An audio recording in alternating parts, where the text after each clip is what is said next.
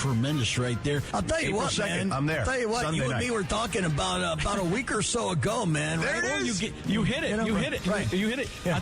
I tell you what was off, but then you were. I tell you what, man. That's tremendous. Keep going. That's good. I'll tell you what, man. The Sedano and Kap Morning Show is on the air. The biggest show in ESPN LA history. On this day in 1994, the number one hit, Bryan Adams, Rod Stewart, and Sting, Kappy, one of my favorite songs of all time, when they got together and sang All for Love, man. From the Three Musketeers soundtrack. Remember the Three Musketeers? Yes. That's kind of like you, me, and Sedano, but when Brian Windhorst is here, my Columbo brother, Right. it becomes Windy, Kappy, and Sedano, which I'm okay with. You are. They are the Three Musketeers on Wednesdays. Good morning, Brian Windhorst. Where would Brian Windhorst be in line at your wedding to dance with you? To this song, Morales. I want to dance with you to this song. Let's do it. Yeah. There you go. We won't look each other in the eye. A little sabor. Yeah, I don't think people like being called hacks. You're the güero on the radio. Giant Mexican, horn section. And Did you have me on your show to berate me? Is that what you're doing now? Give me a freaking break. I'm reacting to Art Bell. Yeah? Oh, okay. Amazing. Do you want to do the Love Boat, or do you want me to do the Love Boat? The Art, I don't even know what you're talking No, here it is. You ready? Watch this. Watch this. It's Windy Wednesdays. Midnight in the desert. I'm Art Bell.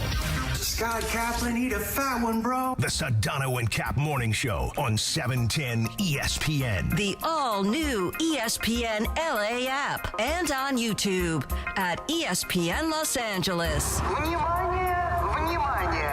We're bigger than U.S. Steel. Wow, that's crazy. Well, you want to Bit boy. Monstrous. Beto, I don't want to eat that. We did it, Dad. We did it. You were riding high on the stinger last time. Oh, big time. So, Right, that's right. Of course we were. It's Windy Wednesdays on the Sedano and Kap Morning Show.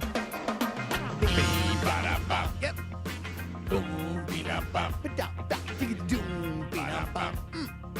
Big Cronin's a not nice guy. 7:02 and 30 seconds. Good morning. I can't wait to hear what you think about this. We'd like to thank Mick Cronin for participating. Pick up your commemorative. Well, it was fun being the UCLA head coach while it lasted. T-shirts at the door. It's going to be more fun when he gets bought out. He ain't going nowhere. That's a big buyout. I mean, he took Kappy's birthday to the extreme last night. He sure did. Yeah. I was watching that UCLA Michigan State game last night. I don't know why. And it was, they were getting annihilated, humiliated. And then Mick Cronin and his antics afterwards. Freaking guy. What does this guy think he is? Bobby Knight? That's what he does think he is. I know. Hey, bro, it's 2026, man. Chill out a little bit. So for those that don't know, do we have that audio from the TV broadcast? We should. If we don't, we should try to find that. Because I'm guessing we can't play the UCLA radio broadcast, and I'm guessing. We can if we want to. We just have to credit it. Right. I also don't know if we actually have it. Well, it was on Peacock, so. The Peacock. Right. John Fanta was the play-by-play guy. Fanta? Yeah. Like the soda? Like the soda, yes. Really? Fanta, don't you want a Fanta, don't you want a... This guy was saying he had no energy this morning, and look at him. Well, I told you I just needed to wake up. Right. Well, the espresso's in me. Once the light goes on. Once the light goes on, we perform. The on-air light goes so, on. for those that don't know, Steve, is it Jamerson or Jamerson? Jamerson. Jamerson, thank you. Steve Jamerson II. Mm-hmm. So this kid is a backup center for UCLA. All right, doesn't get a lot of minutes to begin with, right? Okay. All right. And this kid, his backstory is they're playing at Michigan State. He grew up loving Michigan State. He wanted to be the team manager. He tried out. He wanted to do a walk-on, but they wouldn't let him walk on, right? At Michigan State? Correct. Really? You not know the story? No. Tell me. So they did not let him walk on. Now, Izzo claims if I would have seen a 6'10" guy around the facility, I would have totally let him try to walk on. Right. But that's plausible that Izzo doesn't know that this guy wanted to walk on back then because he was asked about it after the game. So anyway, he then tries to be the team manager. That doesn't work out for him either for whatever reason, which also seems odd. Okay? So he was going to give up basketball just because he loved Michigan State so much to be the team manager, which is basically like the gopher. Dude, you're collecting jock straps. By the way, we have the play-by-play courtesy now of Fox College Hoops. Okay, give me one. Long cross-court pass. We'll get a free run for Cooper. He gets fouled hard from behind by Jamerson, and Cooper gets right in Jamerson's face because of the hard foul. Jamerson stood his ground. Now remember, Jamerson, a student here at Michigan State. Mick Cronin says, I want you out. Yeah, Mick is sending him. What sending him to the locker room because Cooper is way out there, right? You don't want to hurt anybody this late in the game. Cooper is way out there for a dunk. You don't want to be dirty. You know what I mean? Well, and here's the thing. Okay, so here's what I would say. And that was not John Fanta, actually. No, you know who that was? Yeah. You know that voice? Who? Is that the broadcaster? Anybody know who that was? No. Sounded like it could be Tim Brando. No. It No, was, no. Absolutely not. No, it was. I just threw it out there. He was fun. I think, the Texas Rangers, the New York Mets. He was the San Diego Chargers. Josh Lewin. Oh, the guy Josh from Lewin. the XFL? Josh Lewin. Is that So, the XFL? Josh Lewin is the play-by-play announcer for UCLA. Okay. Yeah, I don't know where that on came radio. from. Yeah, I don't know. Right. I just pulled it out So of nowhere. is that the broadcast we just heard? They were using the TV broadcast, so that would have been from Josh Lewin, yes.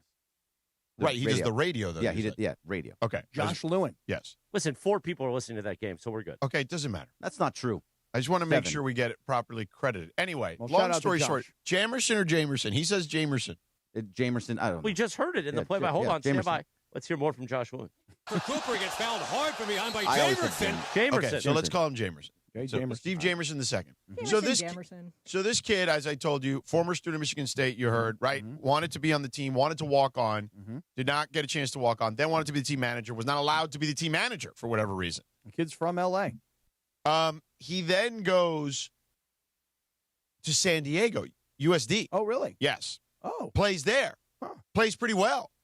And then gets a chance to portal into UCLA. He becomes the backup center. Wow. Okay? So, and you know who the coach is down at USD?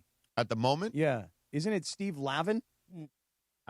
Isn't it? I thought he left. No, I don't think so. Check Oh. that out. Google that. The former UCLA coach, right? Nonetheless, it's not Anyway, really- it's not- I'm filling in little details here all of a But you sudden. don't have the I details. know, well, I'm kind You're of But if you throwing don't out actually have the questions. I got detail. Josh Lewin, Open-ended questions don't help us. He is the San Diego Oh, Torero. that- and I got Lavin. I Look mean, at it's pretty good. I'm feeling pretty clear Next this time we're at morning. SeaWorld this summer, invite Lavin to come on Okay, over. yeah, I Splash will. around. He would No, love to. I never need to see that. He guy. would love to. There you go. But anyway, so the kid works his way up to UCLA. Now, so this is a moment for him, right? In this game against this particular team, right? And I don't think, if I watched the play. Okay, because I'm going to tell you right away, I didn't think it was a dirty play. I didn't either. I I didn't know you were going to say that. I thought it was a hard foul. By the way, how about this? Can I just throw this out to you? How about like, hey, coach, I'm getting a chance to play wearing a UCLA uniform against a team that I once wanted to be part of. I'm going to give it 100%, even if they've got a 30-point lead. Correct. And by the way, here's the thing, and I don't know Mick Cronin, like, personally. He's been on the show once, I think, in his time here. And I would say this, though, because I do know plenty of people that know Mick Cronin, is that Mick Cronin is the type of coach that if you lollygagged and allowed a guy to go get a breakaway dunk and didn't at least try to defend him, he would call you out in a film session, right? Or, God forbid, worse. So this notion that he's in the air, he's defenseless, if you watch the play in real time, I thought it was, an attempt on the ball. Then once I saw the replay, which is why I'm surprised the broadcaster, the analyst there, whoever that was saying that, you can't do that, dirty you don't play. hurt a guy late in the game. Yeah. First of all, not a dirty play. He got almost all ball. If anything, the foul was because his left hand was kind of grazed his rib cage. But it wasn't like he pushed him. He went up to get the ball. Hand happened to just kind of graze him. And there was no, it's not like he pushed him and he fell in the direction his left hand would have pushed him in. His left hand was going a certain way. That means his body, the kid from Michigan State's body, would have caromed in another direction. So anyway, it's not a dirty play. I didn't think so. At all. That is a good, hard basketball foul and a play on the godforsaken ball. So wait, there's more. The other part of it is this, is that you have a hustle play. You're getting killed. You're literally down by like 30 points, and you have a young man who doesn't play that much, who's averaging 2.2 points a game. This kid wants to play. So rather than just saying, hey, he's got a breakaway, I'm not even going to try, this kid gives you 100% effort. So is that not what every coach would want? To your point, too, Mick Cronin in that situation, down 25, down 5, doesn't matter. If he didn't go after that ball, he was going to sit him. So no matter what, he was going to be brought out of the game. So that's exactly where I'd like to go. If you really felt like, hey, that was a play that was unbecoming of what UCLA stands for or whatever, and by the way, again, I don't think it's a dirty play. All right. I've never coached a college basketball team, but I've watched a lot of basketball. Okay. And I've covered a lot of basketball in 20 plus years. So I feel like I know what a dirty play is and what's not a dirty play. But I think the way you handle that situation as a coach is you bench the kid. If you feel that strongly about it, you just tell me, hey, you're out of the game. Let's sub somebody else in. You're emotional. Because that I could understand. Mm-hmm. You're emotional, okay? You're playing against this team. Let's take the emotion out of it. Let's just have you cool off for a bit, have a seat, right? But to grab him by the jersey, then point towards the tunnel, get him out, like throw him out of the game to humiliate what seems to be a really nice kid, okay, who was just busting his ass to try to get a block, okay, on a breakaway dunk for a coach who is always telling us how hard he wants his teams to play. Seems preposterous to me and way over the line. And honestly, yeah, I don't call for people's firings, and I'm not doing that right now. No, do it. You should do it. No, do it for the promo. He should be fired. It's not my place. Okay, I'll do it. But I'll tell you this: if you're UCLA, you need to make a real decision on what you want to do here moving forward. But here's two things. Let's just go back real quick. First and foremost, when you pull the kid out of the game, you're humiliating him now, not just to his own teammates, but you're humiliating him to the entire crowd that is there of 14,000 people of Michigan State people. Right. So if you were at home and you were in front of your home crowd, I'm not saying I would get it. I'm just saying that when you're on the road and you essentially what you're saying to everybody there is, my player made a dirty play. It's unacceptable in my program, and get him out of here. And here's the next part of what happened. Did you notice how the kid left the floor? Did that catch anybody's attention? He was surprised. Well, yeah, but did you notice how? Here's what caught my attention. He kind of jogged off the floor. Correct. He hustled. Yeah. He hustled. See, if he were a jerk, the kid, and he were like, "What, coach? What did I do? What's wrong?" Like, he didn't argue with the coach. Right. He didn't say, "I'll pout and I'll walk off the floor slowly. I'll let the crowd shower me with booze." He actually hustled. Yeah. He jogged off the floor. He was not defiant to the coach. He was not making gestures to the crowd. He was shocked, first of all, I think, to your point. And secondly, he hustled off the floor. Yes. If you recruited this kid out of high school since he was 12 years old or 15 years old, and you had a long-term relationship with the kid, even then I still would be disgusted by what I saw. But this is a kid, as you point out, went to Michigan State, nobody would give him a shot. How many coaches don't realize that a 6'10 guy's walking through the door and just would like an opportunity to walk on? Then the kid battles his way through a smaller school to get to the hometown school, and the kid barely ever plays. Right. So you've chosen a guy to pick on, to embarrass, who's not your superstar. Right. He's not a 5-star recruit. Right. He's an easy target. And here's the thing about Mick Cronin. This is the end-all, be-all for me. Mick Cronin is a bully. Yes. He's a bully to his players. He's a bully to the media. And honestly, if it wasn't for the ridiculous amount of money that UCLA would owe him, and we know UCLA doesn't really have this kind of cash, here's the thing. If it wasn't for the big money buyout, they should fire his ass today. Well, and here's the other part. They may have to anyway, not because necessarily this incident in a vacuum, but this incident will then cause a ripple effect. Because if I'm a kid, let's start with a kid. I'm a kid. Do I want to play for a guy who's going to embarrass me like that over what was not, when you watch it back, a dirty play. And even if it was, let's say Mick Cronin thinks it's a dirty play. You and me don't think so. But let's say Mick Cronin says, you know what, dude? It's 30 points that we're down. This guy's going for a dunk. You know what? You're taking a risk of hurting the guy. I thought it was a dirty play. Fine. You got to humiliate the kid like this? No. It's completely unsettling from him.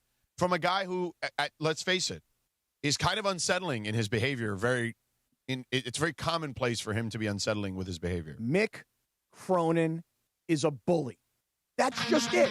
Go. He's a freaking bully. Get him, Cap. Okay? Get him. And listen, I don't know Mick Cronin either. But believe it or not, I've actually owned a couple of horses with Mick Cronin. Oh, here we go. But I don't have a relationship with the guy. I don't. Jesus. No, I don't have a relationship with the guy. I'm here to tell you right now. Are you going to kick him out of your stable? No, they should fire him. And listen, if he came up to me at the racetrack. Wait. But are you kicking him out of your stable? Well, no, he's got money in the group. You were about to fire him from UCLA. But you'll kick him out of your stable. Yeah, but don't you understand how much money he's going to have when he leaves UCLA? When he gets that he's going to have buyout. lots of money for horses, buddy. So don't you get that? It's $22.5 million before April 1st. Before April 1st. And then if they fire him before next April, it's like 18. Right. 18 So million. you wait until April 2nd of this year, and then you fire his ass. For $18 million? Hey, listen, Greg, here's the thing. Listen, if I'm a parent, I'm not sending my kid to go play for him. After what he did. And That listen, was just ridiculous. Let me ask you a question.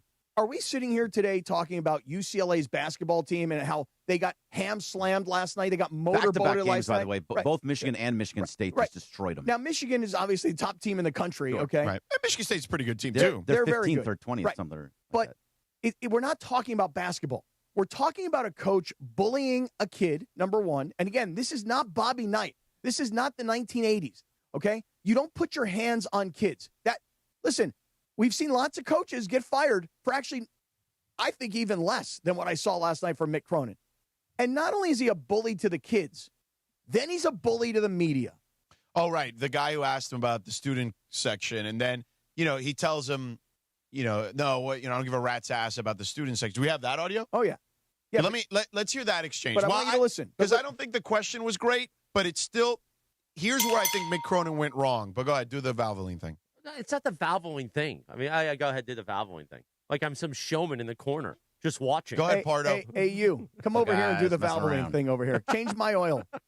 Yeah, we're just a couple of guys messing around. Give Kappy a lube job. Somebody lube me. I did last night for his birthday. Yeah. 7:17. Quack, quack, quack. You know what you could have done in those 17 minutes?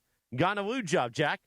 Go to Valvoline Instant Oil Change. Our friends, home of the 15-minute drive-through oil change. Visit SoCalOilChange.com for a location near you. All right, before you play this audio, I want you to listen carefully to something, okay? And I'm just going to set it up so that everybody who's listening who hasn't seen it or heard Set it up, Kappy. Here goes it. You ready?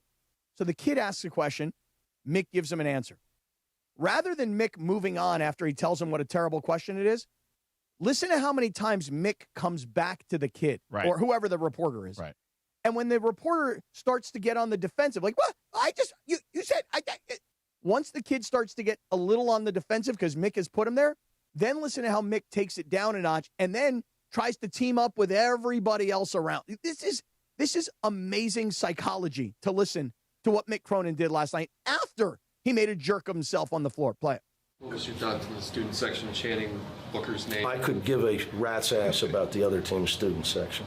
I just meant the overall the way that I would like to give you a kudos for the worst question I've ever been asked. Did you like You should take it. the preparation of the... Do you really think I care about the other team's No, I don't. student I don't section? think you care about the other. Are you raising your voice at me? No, I'm just. Yeah, you are. Yeah, you are. Come on, dude. I'm not raising. Come on. Yes, you are. Everybody's standing here listening to you. Everybody. This is on camera. They can hear you. I answered the question. I could give a rat's ass about the other team's student section. I coach UCLA. I don't care about Michigan State students. I mean, who cares? So first he tells him, I don't give a rat's ass. Then he tells him, congratulations on the worst question. Right. Then he goes, you should take it. Right. Then somebody else is asking the next question, but rather than moving on to the next question, he goes back at the kid. He gets offensive with the kid. And now the kid, whoever he is or she is, gets defensive. Right. Well, coach, what I'm saying is, and are you raising your voice at me? No, I'm not raising my voice. You put me on the defensive here. Right. And so now he goes, hey, dude, he calms down. Hey, dude, see all these other people? They're all on my side. They think you're a jerk. They think that's a terrible question. The cameras are rolling, dude. Yeah, I would have been like, yeah, the cameras are rolling, coach. And don't you come off looking like a big jerk or a big bully. You know what you look like? You're trying to bully me, the reporter, just like you bullied that kid. That poor kid that was out there trying to give everything he's got for his 2.2 points per game, for his 2.4 rebounds per game. Right. And you humiliate him, and now you're trying to humiliate me? Don't belittle me. Well, you wouldn't have done that because then you wouldn't have been in your stable. Right, but I'm also a big wuss. Yeah. You know what I mean? Like, the tough guy in me would have done that. Right. But there is no tough guy in me. The guy behind the microphone. Right, that Yes. guy would have done it. Right. But the guy in person is a big wuss. Do you guys hear what he said at the end? He went on like a soliloquy about the team, and then at the end, Greg pointed this out. Here's what he said at the end, my favorite part. They used to say when I coached at Woodward High School, Ben, I'll leave you with this. Some guys need to go see the wizard. You figure that one out, what that means. I don't know. Okay, I'm going to work all day on that, Coach. Because in the rest of the clip, there's about his like a 6-minute press conference, and he's talking about how the team just doesn't have any heart. It doesn't. They don't play hard enough. They don't play hard enough to be right. They don't play hard enough. But then the guy who's going to play hard, he's going to go and humiliate him. So he has favorites, and he always has kind of had these favorites, which a lot of coaches do. But there's guys like Eric Daly, who is supposed to be one of their better players, that he puts out there every single night, plays no defense, doesn't try at all on that end of the floor, and when he misses one shot, is completely lost on offense. But then gets mad at this kid. He's losing every single fan base. He's losing every single UCLA fan. I was just like defending him just a few weeks ago, but this is getting worse and worse and worse. Yeah. And you're starting to look back. 2 out of the last 3 years, if they miss it here, they'll miss the playoffs or the tournament. 2 of the last 3 years. Go, Bergie! Yeah. That was a masterclass by Gregory Arthur Get him, Bergman. Bernie. Get him. Another orgasmic content Sure delivery. was. Sure was. Yeah, exactly. Can I tell you guys, Kappy was pretty good, I'm too. all for But he gets paid to be good. Yeah, I'm all right. But I'm all for good coaching, and I'm all for hard coaching, and I'm all for discipline, and I'm all for Sure. You know, I'm with you. I like coaches who coach hard. Right. But there is a difference between, to your point, coaching hard and just being someone who is, I don't know, he's a unseemly. bully. He's a bully. Yeah. Like listen, last night you look across the court, there's Tom Izzo. Tom Izzo's a great coach. Tom Izzo's got a huge history at Michigan State. And he's a bit of a hard ass too at He times. is a total hard ass. Yeah. But because it's his program. Right. You're coming in to play in my program. Okay. But Mick Cronin this is a stop along the way in his coaching career. He hasn't been at UCLA for 20 years. He hasn't won multiple national championships. He doesn't have the resume at UCLA that Tom Izzo has at Michigan State. That's all I'm trying to say. He's a bully, okay? And the fact is, you can coach hard. You can ask for maximum effort. You can run your guys into the ground to get them into great shape. You can be old Why school. would they extend him? They did it. They just randomly did it because they think the program was headed in the right space. And so did I. But for the fact is that he's just not getting these guys to play the way he wants to play. And if they don't play hard every single play, except for this Jamerson guy, he just pushes them off to the side. You want to know what the big problem, though, is in terms of getting him out of here? If let's just say that UCLA and their top alums and their top, people who make donations and Martin Jarman and everybody else says, we got to get rid of this guy. He's not hireable now. I mean, I don't think that there's any other program around the country that's like, we got to have Mick Cronin. Right, so you don't get the offset. Right. So in other words, he can leave and he can be bought out, but who's going to hire him? Number one. And number two, if they just want to buy him out, the numbers are just astronomical. And that's why these coaches always have this backboard, if you will. Right. See what I did there? They have this because this is their way of not getting fired. They owe me too much money. They'll never fire me. And Mick Cronin's not the only guy in college sports like this. There's plenty of others. That's why we can't buy Mason out. There's no offset. Oh, really? Yeah, nobody's going to offset that. No? 724. Good morning. It It was right there for him. unnecessary. Well, he gets up early now. He made that point of telling me yesterday he gets up early and goes to the gym now. Okay. Like 8 a.m. Mm-hmm. So I did that for him because I know he's listening. No, Good morning, he's Steve. I No, thought he is. I thought he only He goes to the listens. gym at 8 a.m. He's not listening. But he gets up early. Oh, I thought he only listened in the 9 o'clock hour. Yeah, I thought so too. YouTube hour. Yeah. Hey, real quick, let's talk about our friend Jacob Imrani. You got the beautiful face. Look at that. Look at El that. Jacob. Look at that punum right there. You see Yeah. that? Look The at that. facha? The facha, the punum, whatever language you want to use. Look how cute he El is. cutis, as they say. Oh, yeah. Right. Right? Right, Briones? That's right. El cutis. Sounds dirty, but it's the face. You It see the billboards of Jacob out there now? He's Yeah. got the boxing gloves on. Yeah. And he's like, I'll fight for you, brother. Yeah. And We I'm like, should have Jacob fight Mick Cronin. right? Kick his ass, Go Jacob. represent Jamerson. Kick his ass, Jacob. Seriously. Anyway, if you've been stuck on the 405 or the 10 behind a big rig, you know one thing. When a truck makes a mistake, everyone else around you is at risk, okay, including yourself. Wide turns, blind spots, overloaded trailers, drivers pushing the clock. Those factors, Kappy, can turn a routine commute into a life-changing crash. Yeah, so if you were injured in a truck accident, and by the way, they're scary as hell, man. You're driving right next to a big rig, and you're like, come on, does this guy even see me? If you get injured in a truck accident, George, you got to call that number that everybody now knows. 800-345-6789. That's 800-345-6789. The law offices of Jacob and Ronnie can investigate what happened and help you fight for what's fair. Start with a free consultation and no obligation case review. And remember, no fee unless we win. So call them at 800-345-6789 or go online to the website, calljacob.com. Thank you, Sedano and Kappy. 7:26 in the morning. A windy Wednesday. And coming up in about 3 minutes, Windy will be here on remote. And he's under the weather. So apparently he's got a real deep, bassy voice. We'll hear Windy on the Quiet Storm. Coming up next, the Sedano and Kap Morning Show on a windy Wednesday on ESPN LA. Smile, Mick Cronin. This is the Sedano and Kap Morning Show. Some guys need to go see the wizard. At Uline, they know firsthand the road to success is an uphill climb. Uline started in the family basement, and through hard work is now North America's most trusted shipping and industrial supplier. They get what it means to have the support of reliable, hardworking partners. So they keep 41,000 items ready to ship. Whether your company is still in a basement office or expanding cross-country, Uline will be there on your road to success. Visit uline.com. Dog. This is the Doctor in the Dugout with Dr. Alan Beyer. Presented by Hoag Orthopedic Institute.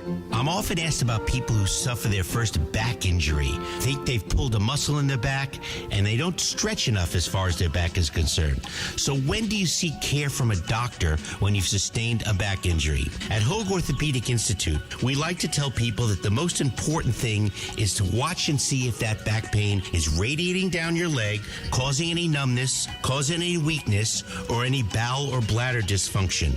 These are surgical problems usually and require a more urgent visit to the emergency room rather than waiting to see the doctor. If none of these signs are present, it's safe to wait it out, rest for a few days, and seek medical care from your doctor within a week or so. Hope that helps. Keep stretching your back. If that doesn't get better in a week or 10 days, that's when it's time to seek the orthopedic specialist. Hope this keeps you on the field, and keep listening. We'll be back soon. Keep listening for more on the road to recovery right here on 710 ESPN.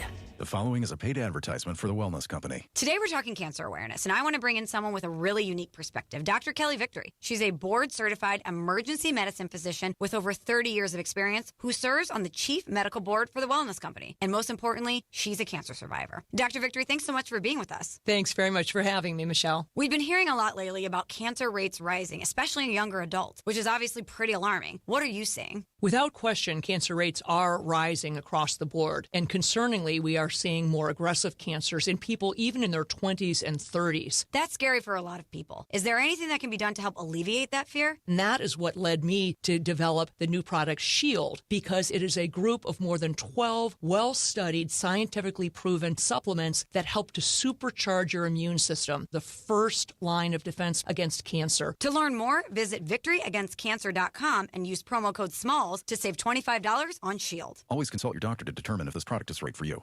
The Sedano and Kap Morning Show is on. So, I don't know, I'm feeling a little weird. George Sedano. Hence why you're a badass. Hence why you're a chingong. Scott Kaplan. Not like depressed or anything, just a little weird. More Sedano and Kap right now.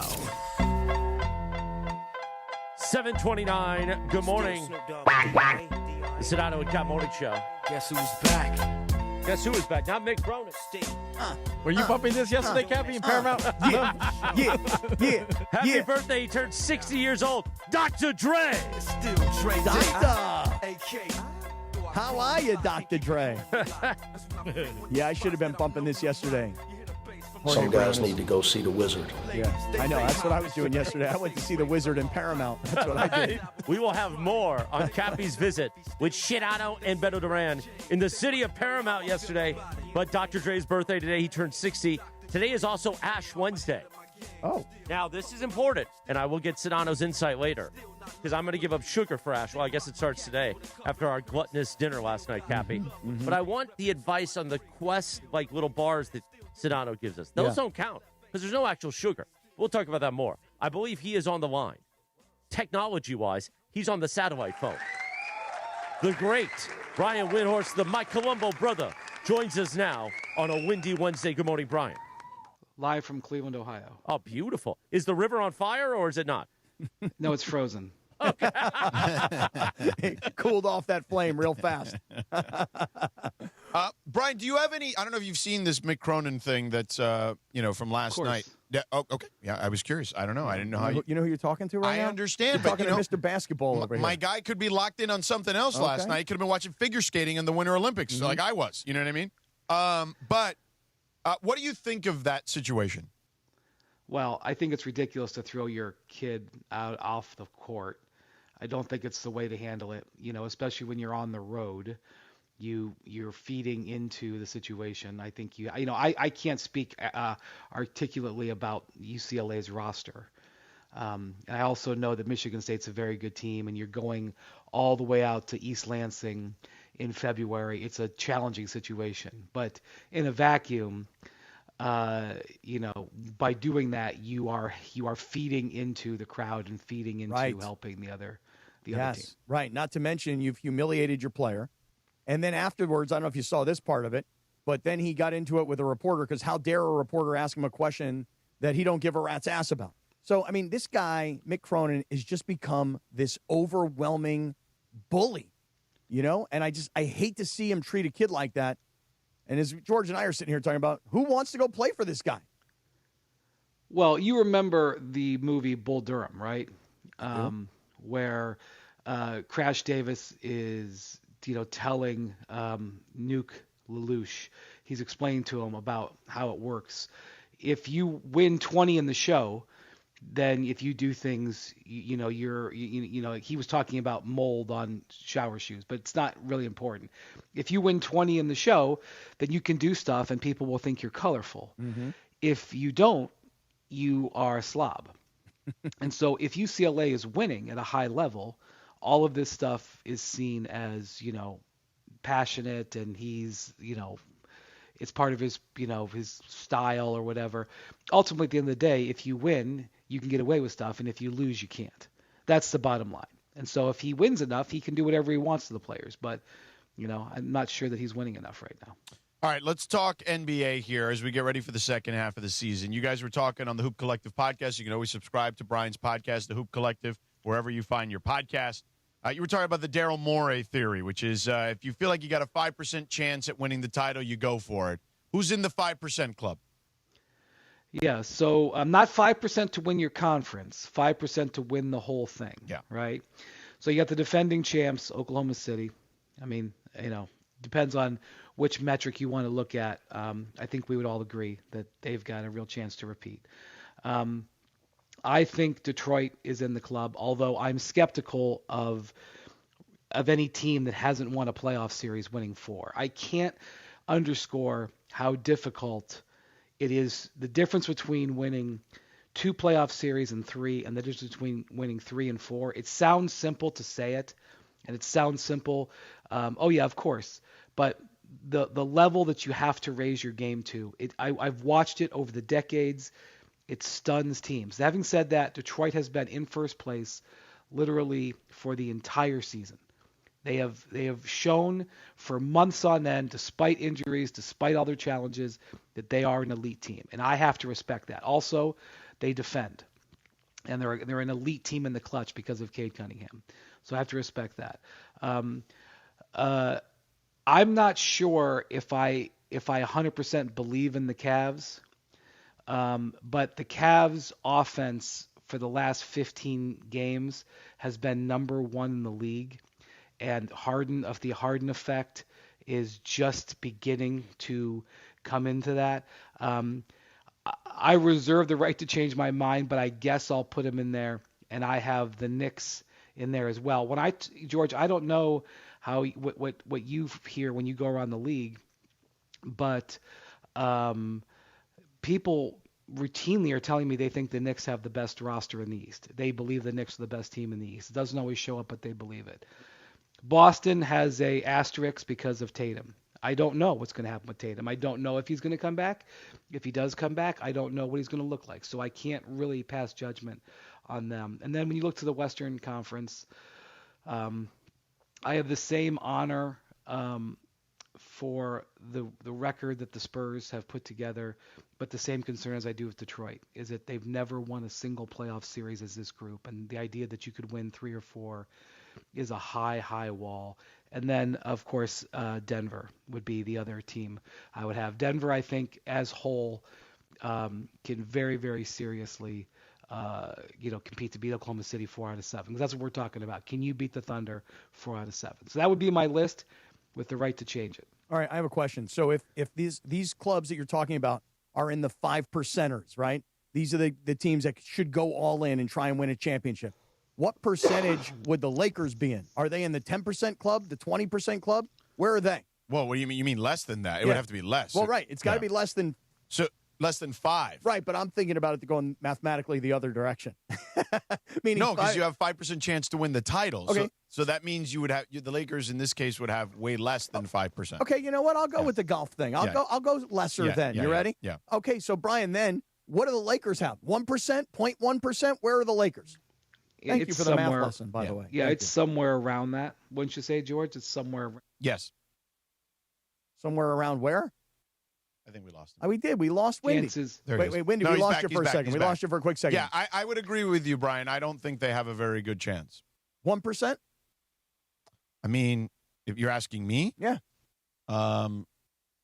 Yeah, I mean, if we're giving teams like the Nuggets 5%, then yes, I would say the Lakers probably 1 or 2%, maybe. Okay, so 20% of the 5%. Right. Let's ask this morning. Let's ask a better question. Let's say what's the Lakers' chances of getting to the West Finals? Okay. Because then you're in a situation, can you get to the West Finals and then you have a fighting chance? So I think number one, they have to they have to get in the top 4.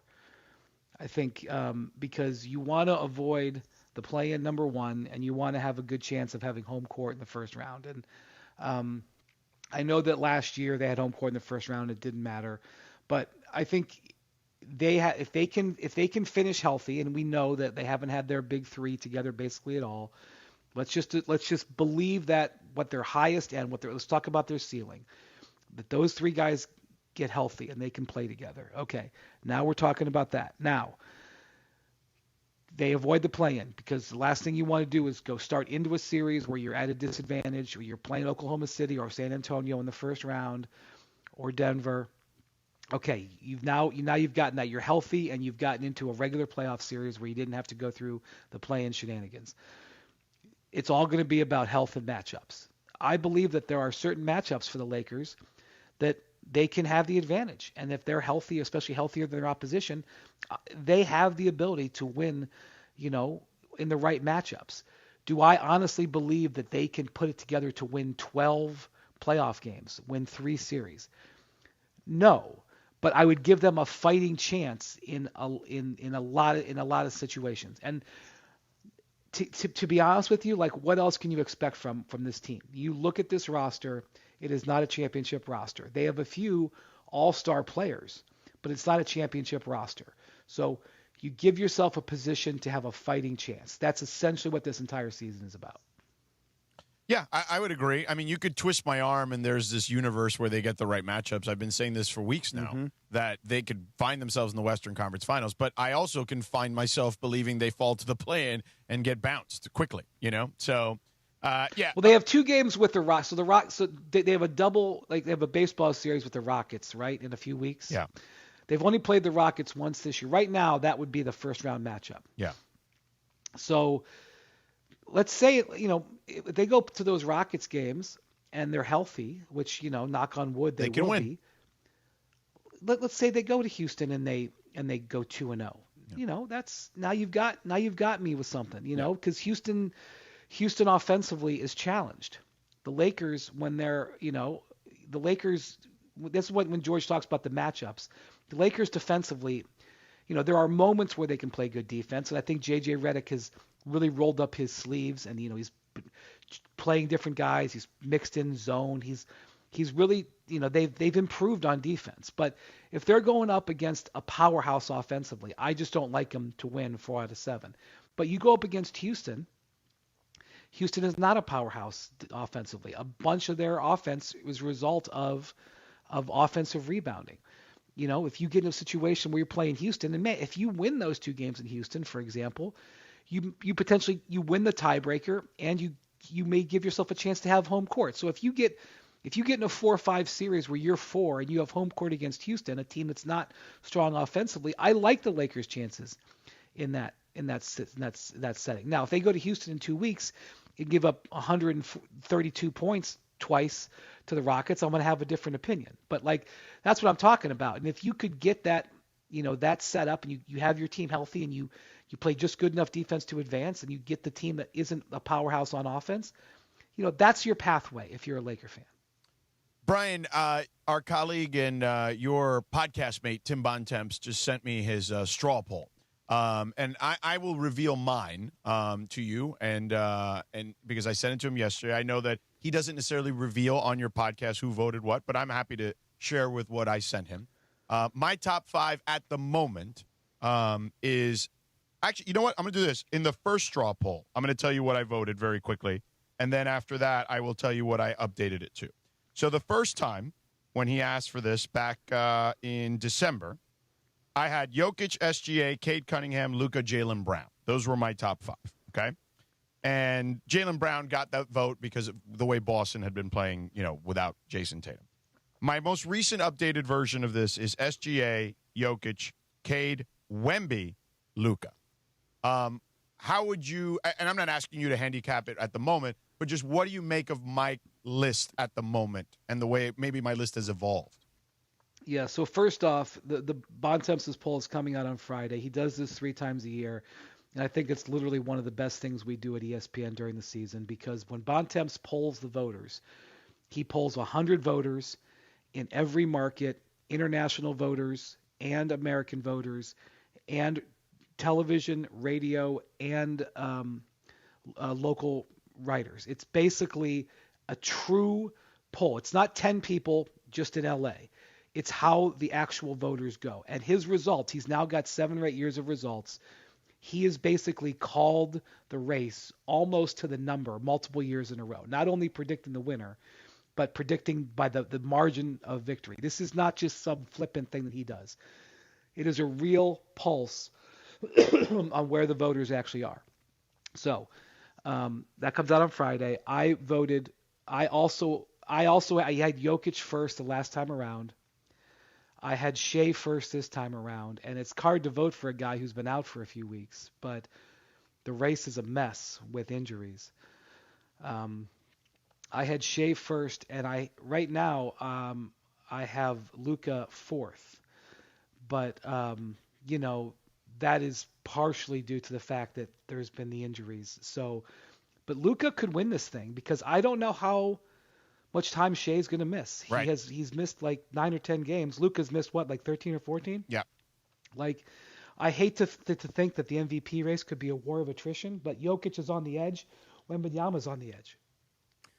Windy, I'm going to just turn everything here. I'm going to make a very sharp left turn for one quick second. Obviously, we can all hear that you're sick. Are you all right, man? You got a cold? We got COVID? We got a flu? I'm playing hurt. You are playing hurt. What's the I'm sitch? playing hurt. Tell me. I get the Jewish mother in me. Call extension 198, Dr. Battaglia, extension 198. Right. Doctor, I'm going to see my doctor, Dr. Vinny Boombatz. Okay, I love Dr. Vinny Boombatz. He's an amazing doctor. Yeah. He was Rodney's doctor. Listen, Brian, go get some rest. Take some Dayquil or whatever else the doctor. Matzo ball soup. Oh my God, Kappy, do you have some? I would love some. Oh my God, I got plenty of places here in LA. I get you matzo ball soup. Well, he's in Cleveland. Wait. I could have my sister make some and send some over. She's a great chef. No, but she don't make no matzo ball yes, she soup. does. Your sister makes matzo ball soup. She does. Get out of here. She makes every soup you could possibly think of. You're kidding me. That's like her specialty is soup. But matzo ball soup? Yes. Really? All right, Wendy, go get some rest. We love you. Wendy, we love you, buddy. We Thank do you for the too. time. Colombo and chill out. Yeah, thank you for playing hurt. I love how much of the Hebrew comes out when you say matzo ball. You can't help it. You can't have a goyim cooking matzo ball I mean, soup. I didn't want to say, Linz. I mean, your sister, really? Okay. Whatever that means. Okay. No, a goyim just means a non-Jewish person. Right. I mean, come on. Okay. Yeah. But if you gotta tell be me it's authentic. really bomb, I mean, let's give it a shot. What the hell? Well, you could be the taste test. Right. I will. Yeah. I will tell you if it's authentic matzo ball soup. Right, but you have to go to Cleveland. No, I can bring some back next time. Okay. All right. Transport Meanwhile, that thing. at How are you going to transport that? It's only Very a 5-hour carefully. flight. Right. She goes on the plane. She's got chewy in one hand. She got the matzo ball soup Right, in the but you other can't hand. take liquids. I brought you freeze That's it. true. You freeze it. Oh, That's frozen. the trick. Yeah, I So brought it's- so back it's not chicken liquid. paprikash back before. Oh, Which chicken is totally paprikash. better because you can just throw that at Yeah. somebody. Like, Hey, can she make pozole? Nah. I don't know what that is. So You don't probably want not. you don't want somebody non-brown making pozole. That's Come right. on now. right. right. Just It's not like you get want crazy. somebody non-Jewish. Let's making their talk about, matzo ball. speaking of Brown, I love my guys, Steven and Carlos Hernandez, the crazy Hernandez brothers. Papi Hernandez, Kappy, started this whole thing 57 years ago. He spawned these crazy Hernandez brothers who are out to give you great deals on the hardwood, okay? Oh, I got more coming now. And you've heard us talk about it, phrasing. You've heard us talk about it, about our friends over at Hernandez Wholesale Flooring, Kappy and Roro Rachel, Dr. Clapper, the Italian Stallion, the Turf for Me Outdoor. By the way, Steven, my neighbor saw the turf samples. He actually has some hardwood issues inside with some sun staining he wants to talk to you about. So my neighbor, Ed, I gotta connect you with Ed here pretty soon. But here's the deal. Authentic old school TLC, family owned. Question is this. If you need new floors, why haven't you checked them out yet? Why haven't you called 866-62-FLOOR? They've got everything you're looking for in stock, man. Millions of options to choose from. The hardwood, the laminate, the tile, the vinyl, the carpet, the turf, waterproof, scratch-proof, kid-proof, pet-proof, whatever you need. Hernandez Wholesale Flooring has it. The crazy Hernandez brothers are always going to take care of you. If you're a first responder, active military, or veteran, you receive additional discount on top of the already low prices. Plus, if you find a better price, which I doubt, just call Hernandez at 866-62-FLOOR. Tell them your square footage. Tell them what some place is offering you. They'll match it, no questions asked. Hit them up, 866-62-FLOOR. Visit the showroom in Commerce, right next to the Commerce Casino, right off the 5 freeway. They got you covered in the Orange County area, in Santa Ana. Check them out on the web, HernandezWholesaleFlooring.net. That's HernandezWholesaleFlooring.net. So you got you covered in Commerce, got you covered in OC in Santa Ana. Hit them up, 866-62-FLOOR. No sale, or excuse me, Hernandez Wholesale Flooring. I'm having a rough day. I woke up at 3:30 in the morning today. No games, no gimmicks, just the best price in town year-round, because no sale beats wholesale. I think Mick Cronin's in your head. Did you get down on the turf? I mean, what happened at Not 3:30? yet. The turf has not been installed. No, but I think Mick Cronin is in his head. That's what I think. No, I don't think it's Mick Cronin. I think it's my dog waking up to pee at 4:30 in the Come at on, 3:30 in the Benny. morning. Come on, Benny. Hold it. Put a diaper on that dog. And we put pee pads down. It didn't work. Pee pads. Sometimes we got to put pee pads down for Kappy. Well, he's just not used to the pee pads. He's used to going outside. Well, I'm telling you, wrap one of those pee pads around his Well, tuchus. and that's why the special turf we're getting from Hernandez is like pet friendly. Because the other one's too high, so it's like weird for him. Yeah, you can't pee if it's too high. No. Yeah, so you got to get the right turf. Yeah. And Steven and Carlos. It's got Windy the right Wednesdays. It is Wednesday Wednesdays. 7:48 in the morning. We'll continue 3 minutes from right now on the Sedano and Kap Morning Show. The Sedano and Kap Morning Show. We'd like to thank our founding partner, LAX, Los Angeles International Airport, where change is in the air. Learn more at lawa.org/ESPN. This is the Sedano and Kap Morning Show. For a century, the Genesis Invitational has stood as one of golf's greatest stages, where legends rise and history is made. February 19th through 22nd, celebrate 100 years of championship golf. Experience the drama, the tradition, and the moments that define the Genesis Invitational. Tickets at genesisinvitational.com. No! It's just a golf lesson, champ. Loosen up. I can't. See that Hyundai Santa Fe? Yeah. I only paid. Finish up on your own. I gotta run. Deal's so right, it almost feels wrong. The Hyundai Getaway Sales Event. Get 0% APR for 60 months, plus 0 payments for 90 days on select Hyundai vehicles. See your SoCal Hyundai dealer. Offers end March 2nd. Call 714-568-7676 for details. The roster. Hey, Laker fans, it's time to team up. with National University for an affordable, achievable bachelor's or master's degree. Choose 4 8-week courses and call timeout anytime. You need free tutoring, career counseling, and more. Plus, NU has a generous transfer credit policy and offers year-round enrollment. Best of all, our Year of You scholarship awards up to $6,000 annually toward an industry-current bachelor's or master's degree. Apply by March 31st at nu.edu. Terms and conditions apply. Head to the LAFC versus Inter Miami match early and join the official LAFC Fan Fest presented by Zelle on February 21st from 2 to 6 p.m. Tailgate on Christmas Tree Lane for free with LAFC and partners. Enjoy family-friendly activities, discounted drinks, prizes, and live DJ music. All fans are welcome.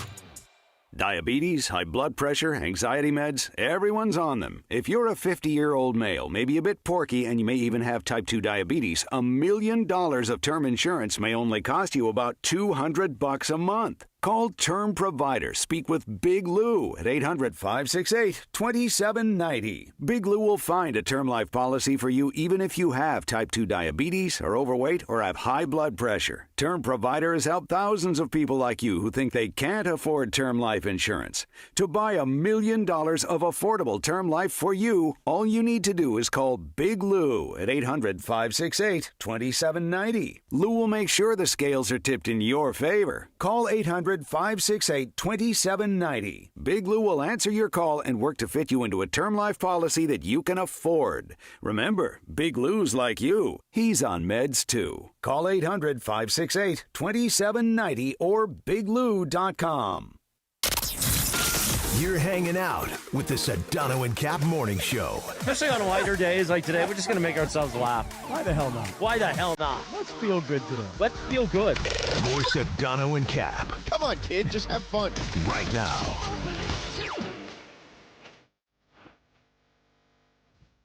$7:52. Good morning. The Sedano and Kap Morning Show on a windy Wednesday. Thanks to Wendy for joining us. Sick, too, in Cleveland. Craving matzo ball soup. The other day, you said on the air, this was, I think, on Friday, you didn't realize that Wendy was such a big golfer? Yeah, because Lindsay told me. Yeah. I didn't know that. You know, he was telling me one day, we got off the air one day, he was telling me the story that he goes to Europe on a vacation with his family during the summer. So once the NBA season's over, he'd say, hey, let's pack up and we all go to Europe.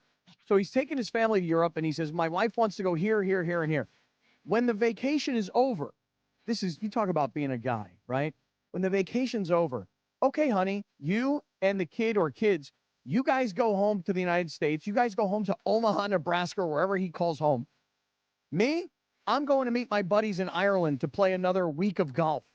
So he takes the family on a European vacation, then sends them home, and then he goes and plays extravagant golf courses with all of his boys. Now, Sounds brilliant to me. Sounds great, right? Although that's links golf. I'm not big on links golf. He also golfs in Hawaii. Not my style of golf. Golfing in Hawaii, I hear, is great. Yeah, he's a big Hawaii fan. On this day in 2015, the #1 hit, Bruno Mars, Uptown Funk, Kappy. Oh, yeah. Funk you up. Today is also National Crab Stuffed Flounder Day.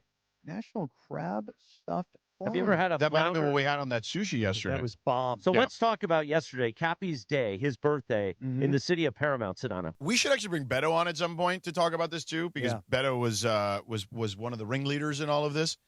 So we've been talking about for months that Kappy needs to go to RC's barbershop in Paramount. Now RC is Beto's barber. He became my barber about a year or so ago. Became my barber yesterday. Yesterday, yes. And RC is the best. He's clearly the best as a barber, but I'm talking about as a human being. I kind of touched on this briefly yesterday. So he's had this barbershop in Paramount for many years now. Been in business 20 years. That shop, not as many. But Right. Anybody who can be in business for 20 years, you got my respect. Right. So, he had a very thriving business, great in the community, does turkey, giveaways on Thanksgiving for the Paramount community, toy drives, all that stuff, holiday stuff, every year, right? Really does, he really cares about the community of Paramount. And they had an accident at the barbershop where literally in the middle of the night, some dude just rammed into the building. But he showed me yesterday all the skid marks.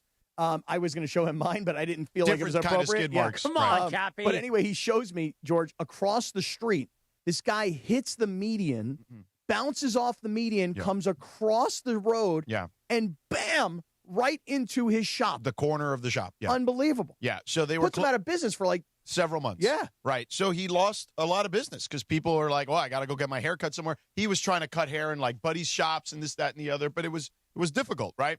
So he's slowly but surely rebuilding.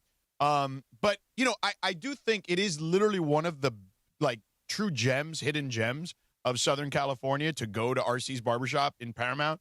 And I wanted you to get the experience of that place. So, okay. So here I think I'm going in for a haircut, right? Right. And by the way, I had my haircut not that long ago, so I just needed like a little trim. Yeah. Well, it turns out. And you were worried that your girl would be jealous.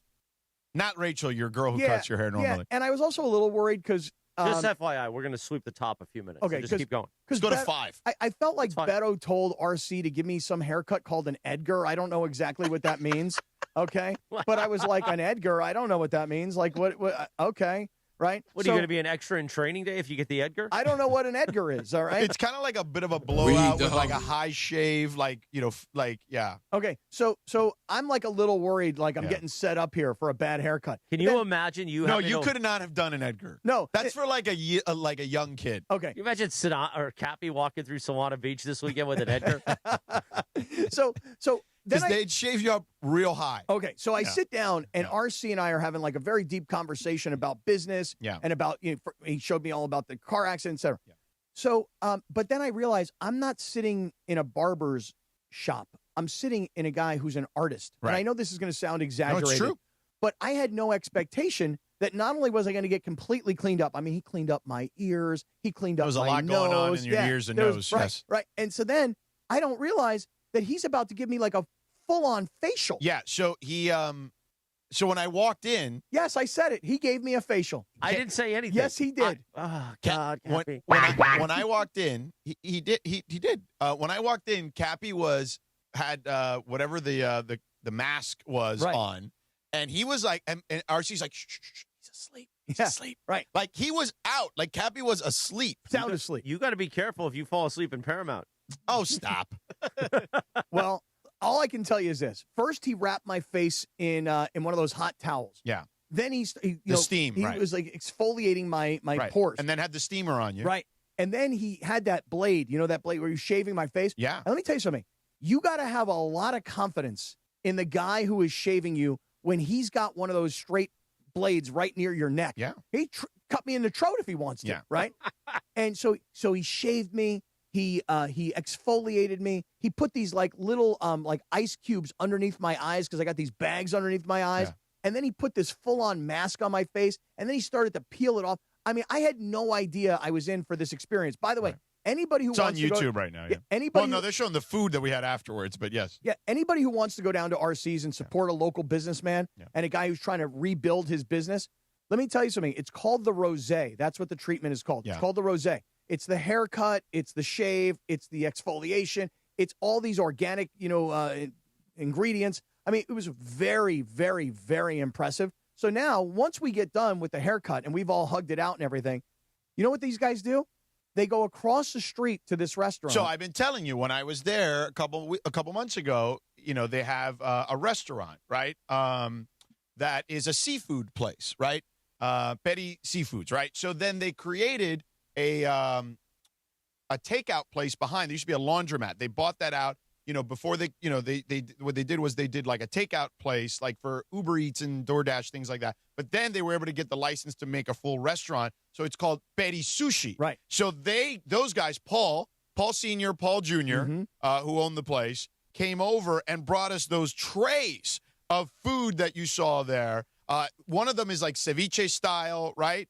And they brought some agua frescas, and they brought their sushi, a little bit of some fried stuff with some scallops and some shrimp on it. They brought us some of the traditional sushi fare. Mexican-style sushi was fantastic. Mexican-style sushi, which and aguachile. They brought us aguachile, too. I didn't know this. So what they do is they take the roll, right, like any other sushi roll. Yeah. Then they wrap it in something that's got like a little bit of breading over it. Yeah. Then they deep fry it.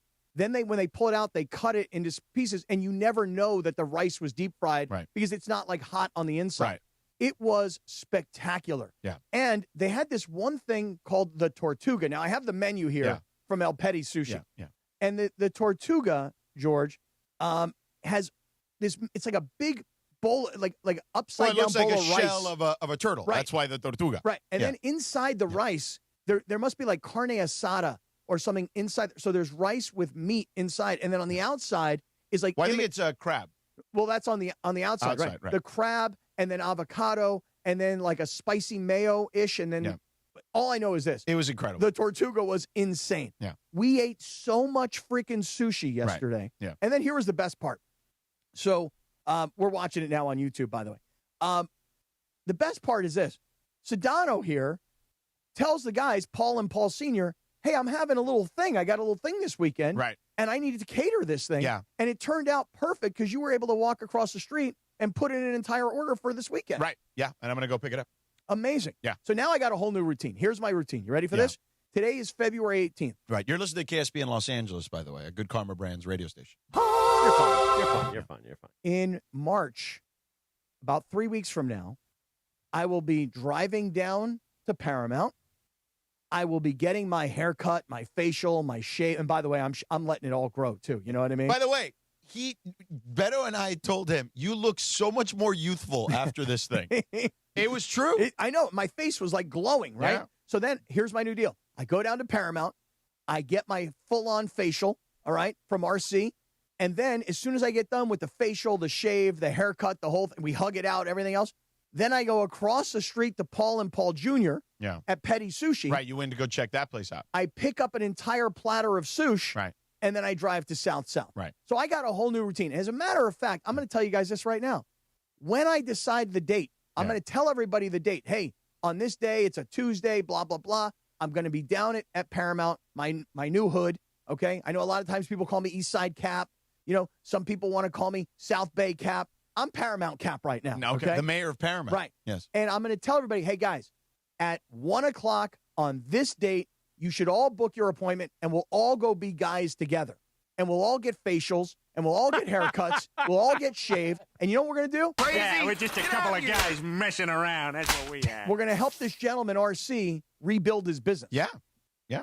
And he deserves it because he's just like one. Again, he's a community guy, right? Like he really does well by the community on a constant basis. And yeah, he's starting. He has to rebuild, which is tough. When are we doing this? We're going to do this in March. Okay. We're going to do this. I got to be prepared. And you're going to get a nice shave. You're going to We're all going to be guys. We're going to be guys. Now, here's one last thing. I'm going to say one last thing, and maybe I shouldn't even say this on the air, but you know what? I'm going to say it anyway. At the end of the whole thing, I really felt a lot of gratitude yesterday. It was my birthday. Sedano gave up all this time to come down to Paramount. He didn't get a haircut. He didn't get a shave. He just came to hang out, which was very sweet of you. Thank you. Beto couldn't have been better. RC and the entire team at RC's and Paul Jr. from El Petty. It was really, really wonderful. It really was. I really felt a lot of gratitude yesterday. So at the end of the day, I try to give everybody cash. And they were like, no chance. They would not. And I had $100 bills, y'all. Yeah. And I was trying to give people money, and they would not take money from me. And they told me it's because I'm Mexican. They said, you know, man, they said, if you were a white guy, we'd take your money. But you're Mexican, and they wouldn't take my money. Yeah. And so I tried. I was like, here's 100 for you. Here's 100 for you. Because I knew that it cost more than $100 for what he did for my face. Right. And I knew that the sushi was way beyond. So I was just trying to give people gratuities. Yeah. These guys would not take my money, but they did caution me. They did say. Beto said you might get charged double next time. He said next time you will pay double. Yeah. So that might work itself out that way. So it'll all work itself out, no problem. Yeah. You know? But I just want to say, hey. It was a fantastic experience, and we've been telling you for months, you got to go. Yeah. And now that you've gone. Yep. Now I'm locked in. Yeah. You know, I mean, Beto has told me now I have to give up Supercuts. Right. You got to give up Supercuts. Yeah. Your girl at Supercuts. You got to go to RC's barbershop in Paramount. Right. And then you can, eat some sushi from El Petty. Wait a minute, you really go to Supercuts? Yeah, I got a girl there. You know, she's been there forever. Yeah. Oh. Why? That's fine. Did you think I was more of a salon kind of guy? Well, I don't go to a salon. I go to a real barbershop where I have a girl a whole family that owns the barbershop. Let's just say you have street cred now. Yeah, let's just say right, that. right. Yeah. Why are you going to? Nothing wrong with Supercuts. No, it's a girl. She's been there forever. Okay, well, so it's an established thing. You're not just walking in and waiting for anybody. No. And if I'm being really, really, really honest about the whole thing, many years ago on a different radio station in a different iteration, you had a Supercuts endorsement, and the girl still takes care of me to the day. Oh, so you don't pay? Well, I do, but you don't. well, put it this way. It's like $30 for the haircut, and then you would probably give like a $10 tip. Right. And she's always like, oh, no, I got you. And then I give her $40 anyway. Okay. So I pay. I don't know if you want to expose that on the air all the way for her, but that's okay. 8:05 in the morning. Let's talk about our friends at VisionWorks, Kappy. So I'm really excited because today is Wednesday, February 18th, but next Friday, we will be doing a live broadcast from VisionWorks. And Chris, it's in Fullerton, right? Yeah, not too far from me, from the OC. Yeah. I went to the VisionWorks in Brea. You went to the one in Santa Ana, you and Windsy. Right. But when they talk about Fullerton, they talk about that as the granddaddy of them all. Is that right? The amazing VisionWorks in Fullerton. So we're really looking forward to this because we're also getting brand new Sedano and Kap Morning Show t-shirts, 4 different ones, 4 different catchphrases on the back. And we're giving them out that morning. Giving them out. So if you don't have to pay. No. You don't have to slip Kappy $40. No, sir. These you just are have yours. to come out and press the flesh with us on a beautiful Friday morning in the OC. Right. Friday morning next week, we will be broadcasting live from VisionWorks in Fullerton. And that's also the day that I'm going to get the brand new glasses that Lindsay picked out for me. And I'm telling you guys, last night, I'm sitting there and I'm watching this UCLA game downstairs here at the Lazy Dog at LA Live. And I said to Chris, I go, I can't see the score. Is it 80-50? No, it can't be that bad, is it? Like, I'm squinting and I can't see. That's why I can't wait to get my new glasses from VisionWorks, because that's my biggest issue, is that I can't see it. Things are blurry far away. So, Linz, thank you for helping me get some really cool-looking frames. I can't wait to get our new glasses on the 27th. Me too. You got those cool Sally, Jesse, Raphael ones. Right. But, if you're going to come out and see us next Friday at VisionWorks in Fullerton, you know what you should do? If you got problems like Kappy, not being able to see the TV, go online right now to visionworks.com and you can make an appointment so you can get your eyes checked out and, you can order some glasses for yourself. And even if you want to go on their website ahead of time, you could probably find yourself a frame. Pick them out there online before you even get there. Guess who needs an annual eye exam? Let me The guess. Italian Stallion. Get and him. my parents. Bring them all. Mucho and Mrs. Mucho, they want to all go to VisionWorks. They may come Friday in Fullerton. They should. But here's the thing. I said, listen, Italian Stallion, you're going to get your tax refund. Don't waste it on Mexican sushi. Don't waste it on getting that eye tattoo. No, bad idea. Don't get the teardrop rolling down the eye. that's a bad idea for the Stallion. Spend it on your eyes, Jack. Yeah. They got the BOGO. Buy one pair, get the other pair. 2 pairs, one easy decision. It's amazing how many times I've screwed up this line. Hey, I'll tell you something else you screwed up. If you got your tax refund, yeah, I'll tell you one thing. It would not be a waste of money to get that Mexican sushi. I'm just going to say that right now. The chicharrones, that's different. Buy one, get one free at VisionWorks. Go to visionworks.com. We'll see you next Friday in the city of Fullerton. Right now, 8:07, quack, quack. Quack, quack. On a windy Wednesday on the Sedano and Kap Morning Show. I'm going to read one more thing here, and this should be entertaining. Let's see how we do today. 3, 2.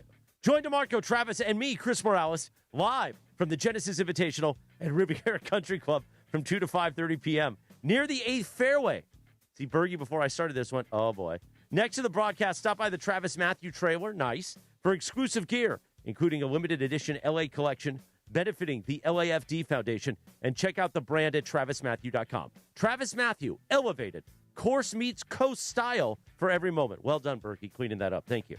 8:08, the Sedano and Kap Morning Show. We're back in 3.5 minutes from right now. The Sedano and Kap Morning Show. We'd like to thank our founding partner, Providence. Providence, caring with compassion in Southern California. This is the Sedano and Kap Morning Show. Hey, it's Mace. If you love sports, you gotta see Cosm Los Angeles. Massive display, crystal clear picture and fans everywhere. Step inside the dome, wrap around visuals, put you in the action. You want variety? The hall delivers live multi-view sports, no remote needed. Football, NBA, Premier League, UFC, all there. Then head out to the deck, a panoramic rooftop bar with craft cocktails and local favorites, sports, movies, date night, game night. Cosm does it all. Get tickets now at Cosm.com. In Los Angeles, business is personal. It's built on trust, shared goals, and showing up where fans live and listen.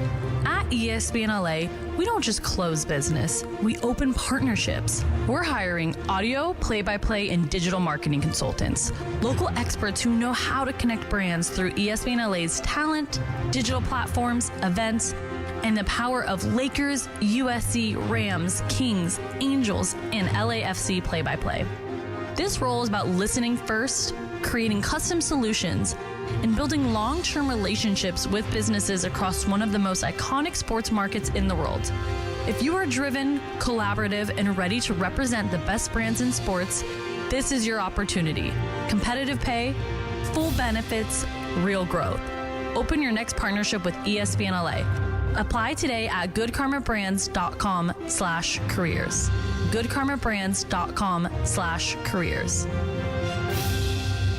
You raising your voice at me? Why do we grill to order at Waba Grill? Because it's just better for you. Our Asian-inspired menu has high-quality proteins that are healthier for you. Like hormone-free chicken, ribeye steak, wild-caught salmon, and shrimp. Introducing our new Chili Crisp Dumplings. A spicy twist on a Waba favorite. Bold, crunchy, and tossed, and fiery. Chili Crisp. That's our new Chili Crisp Dumplings. Get them today. Only at Waba Grill. It's for you. Evan Cohen here. In life, as in sports, the pros make it look easy. That's why pro golfers like Jason Day, Ben Griffin, and Patton Kazire trust the pros in lawn care. True Green. They have the experience and expertise to give you a lawn worthy of the PGA Tour. And since True Green does the work for you, you get more free time, or more tee times. So stop stressing over your lawn and start loving it. Sign up now at TrueGreen.com because nobody makes it easier to get a golf course quality lawn than True Green, the official lawn care treatment provider of the PGA Tour. Progressive knows there's no one more important to your team than your pet. They're like your top draft pick.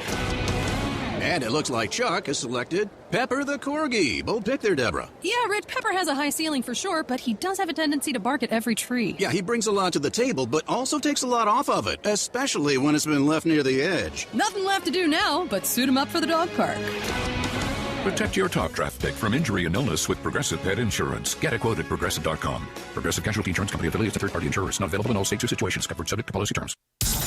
You're hanging out with the Sedano and Kap Morning Show. George Sedano. I mean, this is like silly. Like, what are we doing here? Scott Kaplan. Here's the phone. Back in the flame. Band and vamping and vamping. I don't think to find. What to drop with my dope rhyme. More Sedano and Kap right now. 8:12. Good morning. The Sedano and Kap Morning Show on a windy Wednesday. Sedano is losing it in the YouTube chat. I love it. No, it's not losing it. It's pretty matter of fact, to be honest. I mean, it's cool. Like, whatever, man. You know, I don't want to deal with it. Like, on this day in 2002, Britney released "I'm Not a Girl, Not Yet a Woman." Kappy, this speaks to us. I'm going to send that out as a long-distance dedication this morning to my friend Michaela, who you guys may know. Michaela Schriffen? No. Oh. Michaela Duran. I was going to say, because Michaela Schriffen won the gold. No. This is a different Michaela Duran, as in Beto Duran's daughter? See. Yeah. Happy birthday. Oh, happy birthday, Michaela. To Michaela. Yeah. Michaela, we're very close in birthdays. I guess you're probably like the last day of an aquarium. Oh, look at that. Not that I know anything about, like, signs or astronomy or whatever they... Astrology. That, too. Yeah. And astronomy. Yeah. Yes. Don't know any of that stuff. Also, Matt Dillon turned 60 years old today. Matt Dillon, 60, huh? Yeah. Matt Dillon. You don't know who Matt Dillon is? No, I know. But 60, I'm just thinking to myself about all the stuff that Matt Dillon has done in his career. And 60. You know. You're getting old, bro. Yeah. Meanwhile, today is also Ash Wednesday for many that are in the Catholic faith. Today is the day that it begins. 40 days and 40 nights, you give something up. So, when I get the ashes, and they do it right on the forehead, the sign of the cross, I will be giving up sugar, Shenanigans. And the question that remains, not artificial, it's not normal sugar, not real sugar. So right, fruit not like is fine. fruits. Right, fruit's fine. Yeah. But here is the question. Yeah. Those little Quest bars that you give us sometimes as a treat. Yeah. That one day, I remember Kappy and I got one from you, and then we were at a steakhouse eating dinner, and he goes, you know what would be good? One of those Quest cupcake bars that Sedano's got. Yeah, nice dessert. Now, do those count against me? Because it's not sugar. I technically don't believe they have actual sugar in them. Right. They have, like, what they call sugar alcohols. Yeah, a lot of chemicals. You know. So, I mean, it's up to you, bro. So you giving me the pass on that? I mean, it's up to you. I'm not. Who am I? Am I the Pope? Like, what? I don't know. You know Are you? Are you the Pope? Actually, you kind of are. You kind of are You're around the here. Pope around here. Vamos pop them? See? See? Yeah, I mean, do you, bro? All right. It's all good. So wait, 40 days, 40 nights, you're going to give up sugar. You know, you should weigh in. But it's actually more than that. Okay. Because I'm doing it all the way through Easter. So I'm not going to take the Catholic Sunday carve-out. I've never heard of such a thing, and I neither grew up have I. Catholic. You know what I mean? Again, look at the calendar. I've never heard that. I've never heard such a thing. Or you ever hear of this? Told you. No, Okay, I definitely don't have never understand. heard of this. So you didn't hear of it. Who cares? If you look at the I don't calendar, even think that's a He's real the- thing. he's the Pope. I think so you're, look up I think on you're your, making. so I think you're look up making this on up. Google right now. How many days from today to Easter Sunday? What are you, like some kind of Reformed Catholic or something? No, I mean, is that, because is there I used different to levels ask, of Catholicism? Because this actually was a bit Okay. 7 years ago on the morning show Okay. with Keyshawn, LZ, and Travis. In 46 days. Okay, so Easter's 46 days away, and we say 40 days and 40 nights is Lent. So where do the other 6 days come from? So if you do some research, you realize that on Sundays you get a pass. I went to Catholic school growing up, and I never was told that. Yep. So tell me then where the 6 days are, Lindsay. Oh, no, they never explained that to us. Exactly. The Catholic carve-out, according to Google and AI. Now, I'm not saying it's officially called the Catholic carve-out. Oh. That was my bit. You gave it. You branded it. Well, because you have to explain All right. where these 6 days come from. You know what? Don't have the sugar for 40 days. Have fun with Well, it. technically, it'd be 46 days. Okay, cool. Even 46. All I know is they didn't teach Don't us be any of mad this at in me Hebrew school. because you're mad at the YouTube chat. Yeah. Wait, hold on. I said It what I Don't has be mad nothing at me. to do with them. It's just like this is obnoxious already. Who cares? Do I what said you want to do. I said We have a whatever lot of Google Catholics. said. We have a lot of Catholics. I'm saying listening. you specifically. Who I was cares asking if your you don't have advice to sugar bring or you don't into have the it? conversation. I say weigh in before you start and weigh in at the end. Let's see what no sugar for 46 days does to you. I'm not that worried about. I mean, I weigh in every day. I want to know, though, but if you're going to literally give up all sugar other than fruits, you're going to give up all processed sugary type stuff, you should weigh in before. And you an expectation is in 40 days, you should lose 10 pounds. Like that butter cake you made me eat last night. Oh, my God almighty. This kid's George, scraping up the ice cream What in we the butter did, cake. what we did last How about you night, get to that in the YouTube yeah, hour? what we did last night was Let's do that. not good. You know, so yesterday we started discussing this CNBC interview that that Genie Buss did with Alex Sherman, who's kind of their sports business reporter. Now, Lindsay has uncovered more from that interview. Yesterday, we played this snippet about when he kind of surprised her with a question about LeBron. And for those that missed that, do we have that particular piece of sound first so then we can set up the next several pieces of sound? All right, so this is what we discussed briefly towards the end of the show yesterday. Is it safe to say that this may be the final year for LeBron on the Lakers?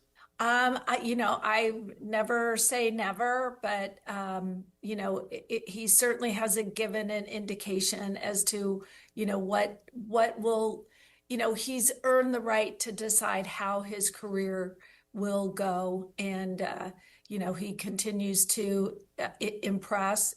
Getting a triple-double again last night is amazing. So, he's a great player. Caught off guard, by the way. I mean, this is a pretty intense interview about a lot of stuff. Right. There are, and there were more questions about LeBron, I see here. Lindsay, you've heard all this sound. What are some of the ones that really stick out to you? I would say when they asked her, he asked her, how are things different for you working for new owners? And she spent a lot of the time glazing Luka, in my opinion, which was an interesting way to ask the question. If you want to go in order, if you want to start with that one. No, it doesn't have to be in order. Just if you think that's worthy, let's play it. Okay. You've said that your plan is to be the governor for at least 5 years, but obviously you're now working with a different set of people. So how is your life different? I think that the partnership will give us the stability to continue to move forward as we build towards a team around Luka Doncic, who is the number one vote getter in the All-Star game, and we couldn't be more proud that he is a Laker. And he is a young All-Star. That Luka's one of those players you need to see in person. The stuff that he does in terms of the passing and how he sees the game, he's almost an illusionist. I think that's where he got the nickname Luka Magic, and certainly we know that comes from Magic Johnson. So, I think Laker fans have a lot to look forward to, and winning. We're about winning and wanting to add more trophies, because as you can see behind here, there's some room for some more trophies. So I don't have any issue with that. I mean, he's their star player. He's the player they're building around. I think you kind of have to sell your best player. But I think the part about, what's different for you, and she talks about creating stability. I thought that was an interesting thing to say at the very beginning of all of that. Well, it does create stability financially. There's no question. Right. But it also intimates to me that there was no correct. That there was a lack of stability. Yes, sir. That's exactly right. Yeah. So that's it. So like if you listen carefully, and this is the first time I'm hearing it. Yeah. But if you listen carefully, and she this says, is your interpretation. Correct. Yes. That when she says, "Hey, look, new ownership, more money will create stability," that makes me think, well, we didn't have stability until we brought in all this new money. I don't know. It doesn't have to be a zero-sum game, is what I would say. I mean, no stability, maybe just more stability than what the current situation was. Or the opposite. Right. We had significantly less stability. Correct. That's fair. And now we've got new owner and we got new money. Yeah. And we got a superstar player. And now we're going to have more stability for him. But you went initially, as I interpret your part of the conversation, you went from no stability. Yeah, right, zero. Like you literally said zero. Right, we had negative stability. Right, yes. And now we have positive Correct. stability. So I don't know if it's that either. I mean, let's be fair here. Now, but I do hear a woman, and by the way, woman, man, doesn't matter. I do hear a person who is trying to avoid answers. Like this person is asking very direct questions, and I hear her saying, I'll give you a little bit, and then I'm going to filibuster for the next minute to get you to move off to something else. Which I haven't seen the entire interview, and it's like 18 minutes of television. Yeah. So it means it was probably much longer, right? 7 minutes of it were about the tequila, for what it's worth. Okay, that's fine. So, I mean, she's got to sell the tequila. I understand. I know. The reason she was on there. I know, but do you know that at the end of my experience at RC's yesterday, I had to have a shot. We did, Yes. 1942. It was? Yes, That's nice. Which is usually a nice sipping tequila, but in RC's, you shoot it. Did you like the smoky flavor? I did. Yeah. It was lovely. And he bought that just for you for your birthday. I mean, a little out of character for me to have a shot at tequila on a middle of the day on a Tuesday. By the way. But I was part of the experience. Sedano, Kappy was so excited last night when he was telling me the story at dinner.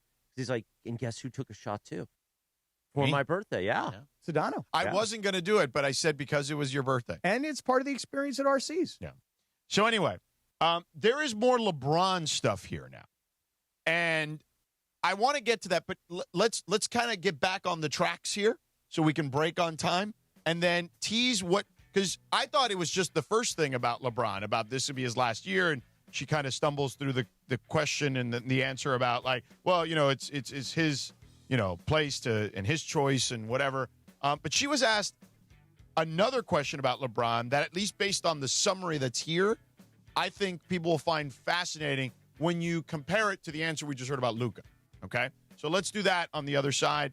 But first, Christopher, what do we got here? Kappy, stay with me because we'll talk about East Central in a moment, but let me read this. It's game day at Galen. Hey, everybody. USC takes on Illinois tonight. That's why there were those Illinois there were all these Illinois coaches last night night walking around the lazy dog. Yeah. Fight on. USC takes on Illinois tonight with coverage beginning at 6:30 and tip-off at 7 p.m. Hear all the action on ESPN LA 7:10 a.m. or in crystal clear digital audio on the all-new ESPN LA app, home of USC basketball. Fight on! Meanwhile, we've been there the last few nights. Kappy, let's talk about our friends at our home away from home East Central Hotel. So last night, or yesterday afternoon, it's about 3 o'clock. This is after the whole RC's experience. I go to check into the East Central Hotel, and there's this couple in front of me, and they're checking in, and they're talking to the front desk attendant about some restaurants nearby and things that they might want to do. So when they get done checking in, I check in very quickly, and then they held the elevator for me, these folks. And they were from San Francisco. And they said to me in the elevator, they go, hey, you seem to stay here a lot, because they noticed that the person behind the desk knew me by name. So I said, yeah, I stay here every week. And they said, how is it? And I said, this is the best place to stay. And they said, oh, really? Why? I said, well, first of all, wait until you get into your hotel room. You're going to realize that you are staying in the biggest hotel rooms in all of downtown LA. That's the first thing. I said, the second part of it is LA Live is right across the street. These people were from San Francisco, and they didn't have a plan. They were just out for a road trip, and they just decided to stop and stay, and East Central was the place that they got a hotel room. So I'm like bragging about the hotel room size, the location right across the street from LA Live. And then I hit him with this, Chris. I go, hey, and by the way, the softest towels you've ever felt, and for you, sir, because they were a couple, try the middle towel.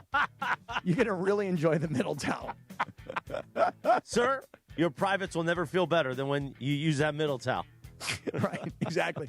So that's it. I mean, you got the best location. You're right across the street from LA Live. You've got the biggest hotel rooms in all of downtown LA. And if you're coming down for a museum, a show, a game, stay where we stay, the East Central Hotel. 8:24 in the morning on a windy Wednesday. The Sedano and Kap Morning Show. We will do what Sedano teased and dig in more to this Genie Buss interview next in 3 minutes from right now on ESPN LA. The Sedano and Kap Morning Show. And straight to the championship with a brand new truck from Northridge and Wonders Toyota. Lease a brand new 2025 Tacoma for just $84 a month for 36 months plus tax, only from Northridge and Wonders Toyota. You got a trade-in? Your ride could be worth more than you think. So get in the game with Northridge and Wonders Toyota. They make it easy. 2025 Toyota Tacoma 2.4L Turbo, model 7162G, VIN number 3TYJDAHN 1ST037657. Lease excludes tax, title, license, registration fees, dealer options, and charges. $59.95 due at signing. When you're hiring, have you ever felt like you're missing out on meeting truly great candidates for your roles? It seems impossible to find them, but they have to be out there somewhere, right? Well, they're not hard to find when you know where to go, and that place is ZipRecruiter. And right now, you can try ZipRecruiter for free at ZipRecruiter.com/LA. ZipRecruiter helps 10 million people with their job search every day. And because these people are actively looking for jobs just like yours, it's easy to find the right person right away. In fact, 4 out of 5 employers who post on ZipRecruiter get a quality candidate within the first day. But if you're not using ZipRecruiter, you're missing out. So see what it's like when the impossible is easy. When you go to ZipRecruiter.com/LA right now to try ZipRecruiter for free. Once again, that's ZipRecruiter.com/LA. ZipRecruiter.com/LA. Never miss out on great candidates with ZipRecruiter. Change is in the air at LAX. Los Angeles International Airport's automated people mover trains are rolling soon as part of LAX's ongoing investments in improving your travel journey. The new trains will quickly move guests between all terminals. The new consolidated rental car center, metro trains and buses, and economy parking in 10 minutes or less. Departing every 2 minutes, they'll help approximately 30 million passengers per year. Learn more at lawa.org/ESPN. That's lawa.org/ESPN. I'm Boomer Esiason. My mom died from cancer. She was only 37 years old. She didn't have life insurance, and that was devastating for my family. That's why having life insurance is so important to me. Ethos makes it fast and easy. Get a quote in seconds, apply in minutes, and get same-day coverage. You can get up to $3 million in coverage with no medical exam. Get your free quote at ethos.com/play. That's ethos.com/play. Paid spokesperson. Time spent on application may vary. Online health questions required. Empower. Pete's back on the links with all new golf clubs and hopefully less swearing. Dang, sliced it. He worked with Empower to help him get good at money so he can be a little bad. Heads up! Oof. Talent sold separately. Guy said these were slice proof. At least he has money for lessons. Invest well, live a little. Start today at empower.com. You're hanging out with the Sedano and Kap Morning Show. Hey, this is Baba Booey from Yachtly Crew, and you're listening to 710 ESPN Sedano and Kap. Hey, what's up, my friends? This is Sailor Hawkins from Yachtly Crew, and you're listening to Sedano and Kap here on ESPN 710 LA. Jack. More Sedano and Kap right now. 8:28 in the morning. Our friends from Yachtly Crew getting ready to play in Cerritos in April, part of their world tour. We're looking forward to that. And Burbank this summer at the Starlight Theater.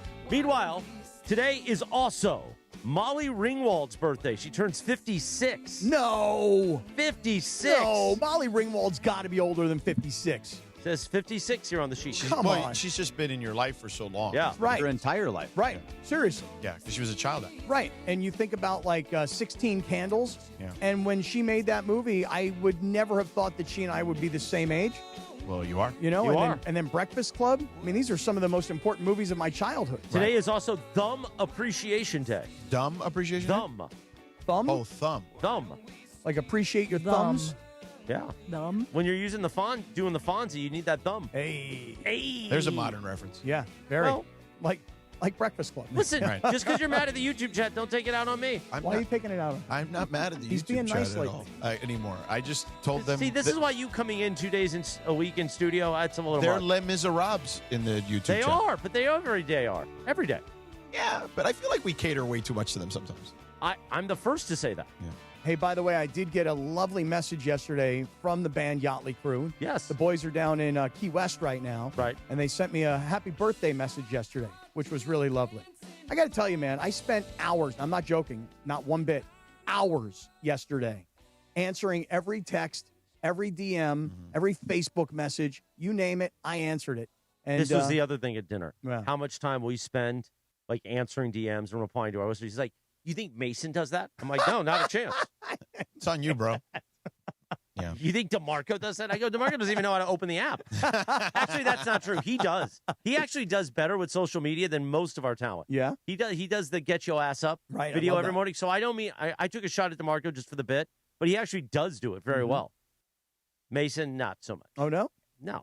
Hey, real quick, before we get back to the Genie Buss thing and the interview on CNBC, more stuff is coming out about Mick Cronin and this kid, Steve Jamerson. Oh, no, really? Tell me In more. the sense of, like, people vouching for the kid. Uh-huh. You know, we already talked about, like, anyone that you talk to will vouch for the kid and say, like, you know, he wanted to walk on at Michigan State. We know that story. He wanted to be the team manager. They wouldn't allow him to do that. Then he went to USD, played there. He's a local kid, to your point, here in L.A., now playing for the local school at UCLA. He's a backup. You know, he plays a few minutes a night. And, you know, it's funny, like, you see people, like, in droves. I'm kind of looking for it, right? And people in the kind of the local basketball community really galvanized behind the kid. Like, this is a kid who says, yes, sir, no, sir, yes, ma'am, no, ma'am, please, thank you. Like, could not ask for a sweeter, nicer kid. Yeah. And I thought, you know, you made, I thought, the best point of anyone today about this situation. Yeah. Not one of you guys is even paying attention. Did you hear what Sedano just said? He said that he thought I made the best, not a good, the best point. Keep going. They racked you earlier.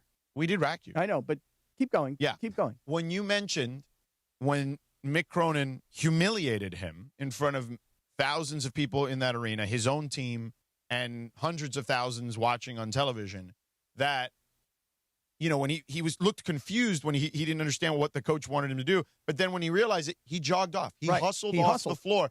But that, to me, speaks volumes of the kid. Right. Right? In a situation where he was the adult in that moment while his coach acted like a child. Well, Mick Cronin just comes off as a bully. Yeah. He comes off as a bully to the kid. He comes off as a bully to the media. And by the way, this isn't new behavior. But I will just say this about the kid. Here's how you know. And his coach failed him. Are we in 100% agreement? 1,000%. Yes. But here's the thing about the kid. I don't know the kid, but here's what I know. What kind of a kid must you be? What sort of humility must you have? You're 6'10". You want to walk on at Michigan State. Anybody 6'10" can walk on. When you're 5'10", they're like, you can't play here. But when you're 6'10", hey, he's got the body. Let's give him a shot. They didn't give him the shot. So you know what he did? Instead of saying, well, I'll transfer and go someplace else where I'm wanted, I'll be the team manager. Do you know how humiliating it is to be a 6'10" guy who could be playing amongst all these players, even if he was just a backup on the bench, and you're going to pick up jock straps and you're going to wash the laundry and you're going to be like a do-boy for all these players? I mean, that tells you what kind of humility this kid must have had.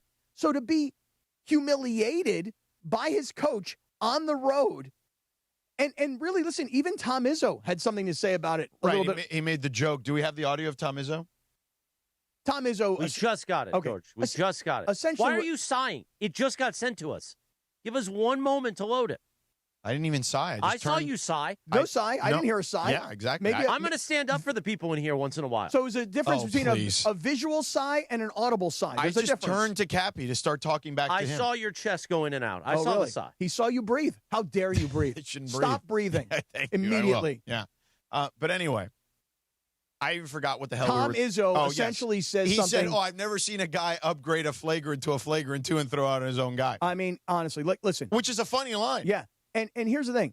We're not talking about UCLA basketball. Nobody cares. They got motorboated last night by Michigan State. Right. Yeah. They got destroyed by Michigan the day before, or the 2 days before, whatever it was.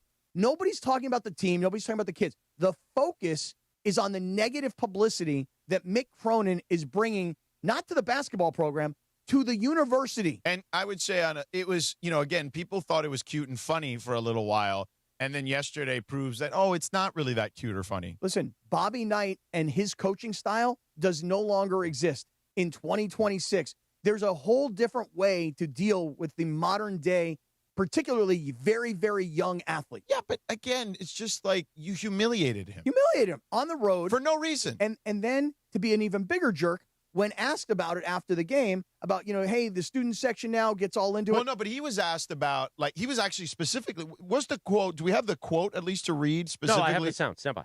Here is Tom Izzo after the game. Now, do we know what he was asked? That wasn't what I was asking for, actually. I was asking for Mick Cronin being asked about the kid who he tossed out of the game. I'm just done. Yeah.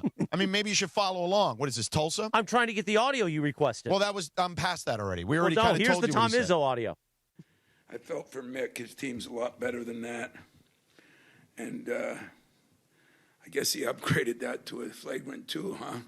That's the first time I saw a coach do it, but that sounds like Mick, so he'll get that straightened out. And Right. But Cronin I'd love to know what Cronin He was asked what happened. Yeah, I'd love to know what Cronin specifically said about the Jamerson situation. I've got that.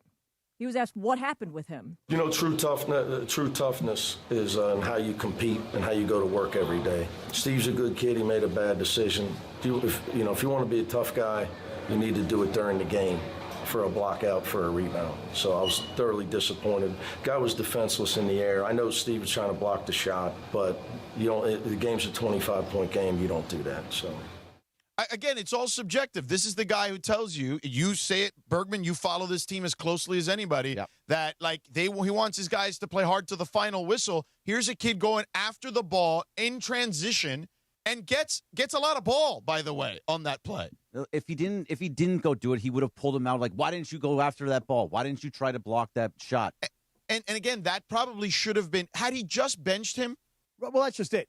Listen, if the coach thinks it's a dirty play, we both have watched it. We've said, I don't think so. I think the kid's giving 100% effort. Okay? Correct. But let's just say it's a dirty play. Let's say we disagree. Let's say it's subjective enough where it might be. Okay, it became a dirty play because the center for Michigan State got turned up into around. his face, Right. turned around and Yeah. got into his face. But it wasn't It wasn't. He didn't hit the deck. No. You know what I'm saying? No. Like he got pissed that the guy blocked his shot. Right. Well, that's what he got pissed about. And here's the thing. If you think as the coach, that's a dirty play, that's not how you do it. We're down 25 points. You're risking injury to another player. That's not how my program operates. Okay, fine. Bench the player and deal with it afterwards. Cool. The humiliation, and here's the thing. This is what really bothers me. And by the way, we'd still probably talk about it a little bit because it'd be like, does he really deserve to be benched in that scenario? But we wouldn't be talking about it like this. But let me just go back to the word I use all day long. Mick Cronin is a bully. He's a bully to his players, and he's a bully to the media. And you know what it is? See, what a bully does is a bully looks for an easy target. And here's a kid who was not highly recruited out of high school. You're 6'10". Michigan State wouldn't let you walk on. You were already registered for school. You were willing to be a team manager. So you're not this highly recruited guy. What do? You take a step back. You go to the University of San Diego. They're terrible. Okay, they're not making the NCAA tournament. He's not becoming a star. Nobody's giving him NIL money. What does he want to do? He just wants to transfer and play big-time college basketball. I get your point, Kappy, but he does this to every single player. Well, I'm just saying that he doesn't kick him off the floor like he did to Jamerson. But that's my point, is that this kid is a very easy guy to beat up on because he's not a 5-star recruit who you better kiss his ass or he's going to enter the transfer portal. But he still does this stuff to everybody. Well, then he does you it know to Donovan Dent. He does it Okay. to Tyler Bilodeau. He does it to Eric Dale. He does it to everybody. I've never seen him kick all those guys off the floor. He doesn't kick them off the floor, but he pulls them immediately. He gets in their faces. I know, This but is don't what you he's see been doing this- since the Jaime Jaquez But don't you days. see the next step, man? The next step is you're a nobody on our team. You're a 2.2 points per game guy. You're a 2.4 rebounds per game guy. So it's easy for me to kick you off and humiliate you, whereas I might not necessarily do it to one of my big-time recruits. So he may not. But the worst part about all of this kind of stuff is that you were not looking at UCLA because of where they are in the standings, how they're doing in the Big Ten, having this great coach that everybody wants to come play for. Every single time UCLA basketball gets talked about, it's because he's doing something crazy, like talking about how he wants a big European that drinks vodka. Like there's always something that he's doing that is causing issues, and that's when it got to me like, it's done. I'm done. I'm finally changing sides. European that drinks vodka, that counts. You want to know something? It was a quote just from a couple of days, like last week. You know what you might be onto here? How about this? Who was the coach recently in college basketball? You guys would know. Who got fired for cause? I don't. Kansas State. Kansas State. It was. Yeah. Oh, just recently. Just a couple days ago. And if you look up that story, the coach from Kansas State was fired for what the athletic department says is for cause for something that happened, I want to say, in like the post-game handshake. So here's the thing. If I'm UCLA, you know what I do? Rather than worrying about the buyout, I fire Mick Cronin and I fire him for cause. And here's what I say. It's not just what he did to the player. It's what he's doing to the brand of the university. And so I would go fight that battle and fire him for cause. So the buyout that we talked about, those numbers are without cause. Right, that's right. Yeah. That's so, right. So if it's with cause, it's a whole different number. Right. Structure. So if Kansas State can fire their head coach for cause for something that was a billion times less, derogatory than what Mick Cronin did, why can't they fire him for cause? Because the state of Kansas is much different than the state of California, and UCLA is owned technically by the government. It's owned by the state of California. But I guess my point would be this: if you had to buy Mick Cronin out for $20 million, I'm just using round numbers, but you could fire him for cause, and then Cronin could come sue you, and you could settle for less than $20 million. That's the way to get him out. Sounds very sloppy, though. I know. Maybe I need to get Jacob Amrani involved in all of this, because Jacob would have the legal perspective on all of this. That's all part of the Morning Wood. This morning, brought to you by Hernandez Wholesale Flooring. If you're in the market for new flooring, shop at Hernandez Wholesale Flooring, where every day is a deal, no gimmicks. Call 866-62-FLOOR, F-L-O-O-R, or go to HernandezWholesaleFlooring.net. No sale beats wholesale. Speaking of Hernandez Wholesale Flooring, they also bring you the Lindsay segment, which we do at 9:30 a.m. as part of the YouTube hour. This morning, we're playing a game. What's the game? Kazoo that tune. Yeah. So we're all going to suck on the kazoo and blow it. Okay, let's do that. Right. Okay. And let's get back to the Genie Buss stuff here coming up. Now that we've had some time, because I did want to reset the Mick Cronin thing, because that is the big story here locally, I think, today. Just one last thing is that Brian Windhorst said it very well earlier. Yeah. If UCLA was a Final Four, real contender, we would accept Mick Cronin and his bullying tactics. But because UCLA basketball has gone so backwards under Mick Cronin, and by the way, he might come on and go, look at your history and look at what the success that I've had. But we're going backwards now. If you're a jerk, but your team is awesome, we'll all live with that. But if you're a big jerk and your team's not very good, nobody wants to live with that. Against top 25 teams over the last 3 years, he's below 500. There you have it. Way to break out the 8:42. numbers. Thank you. Good morning. The Sedano Kap Morning Show. Good support. We'll continue rolling along with the Genie Buss stuff in about 3 minutes. Well, let me talk about my friends at Providence. And I'm going to go off script because it's American Heart Month. And I just got a DM from a great listener that I go back and forth with a lot because they're on their sobriety journey. And a lot of people, when they hear American Heart Month, and they think your heart is, your arteries are clogged and all the things we do damage to the heart. So here's the thing. Even though my heart was in really bad shape when I went into the hospital, I had a 16% ejection fraction rate, which means I was really maybe minutes away from death when I went into the emergency room. My arteries were completely clean. They still are completely clean. So it wasn't fat. I was fat and overweight and really bloated from all the fluid building up. My heart was under poison from all the alcohol. And as all of us out there drink, right? We have fun. Kappy and Sedano did a shot yesterday. I just took it to the extreme, and I poisoned my heart with alcohol, making my heart literally go into failure. I had heart failure. I still have heart failure. Even though my ejection fraction rate is now normal, you never get out your heart failure with a corrected ejection fraction rate. I will have heart failure for the rest of my life. And I know the great people at Providence will keep me healthy. So this Heart Month, American Heart Month, get checked out. Take your blood pressure. Do a screening. Be smart. Learn more at providence.org/SoCalHeart. Don't end up in the hospital for 2 weeks like I did. Because you know what? It's not really fun at the end of the day. But luckily, Providence saved my life. 8:43 in the morning, the Sedano and Kap Morning Show. We'll continue on the Genie Buss story and continue waking you up like nobody else. We do this better than anybody else could. We could close our eyes and put one hand behind our back, and we're still better. Good morning on ESPN LA. This is the Sedano and Kap Morning Show. Vista Paint is California's original paint company and has been serving pros and homeowners since 1956. Our paints are formulated for lasting performance, beautiful finishes, and made to withstand the weather. Vista Paint, locally made, expertly crafted, always reliable. For a century, the Genesis Invitational has stood as one of golf's greatest stages, where the game's legends make their mark and history is written. It's official. The round that will long be remembered. Oh, yes! Ludwig Oberg. February 19th through 22nd, celebrate 100 years of championship golf. Experience the drama, the tradition, and the moments that define the Genesis Invitational. Get your tickets now at genesisinvitational.com. We dog. Head to the LAFC versus Inter Miami match early and join the official LAFC Fan Fest presented by Zelle on February 21st from 2 to 6 p.m. Tailgate on Christmas Tree Lane for free with LAFC and partners. Enjoy family-friendly activities, discounted drinks, prizes, and live DJ music. All fans are welcome. If you're tired of hearing scary ads about the IRS, Tax Relief Advocates wants you to know you don't have to be afraid.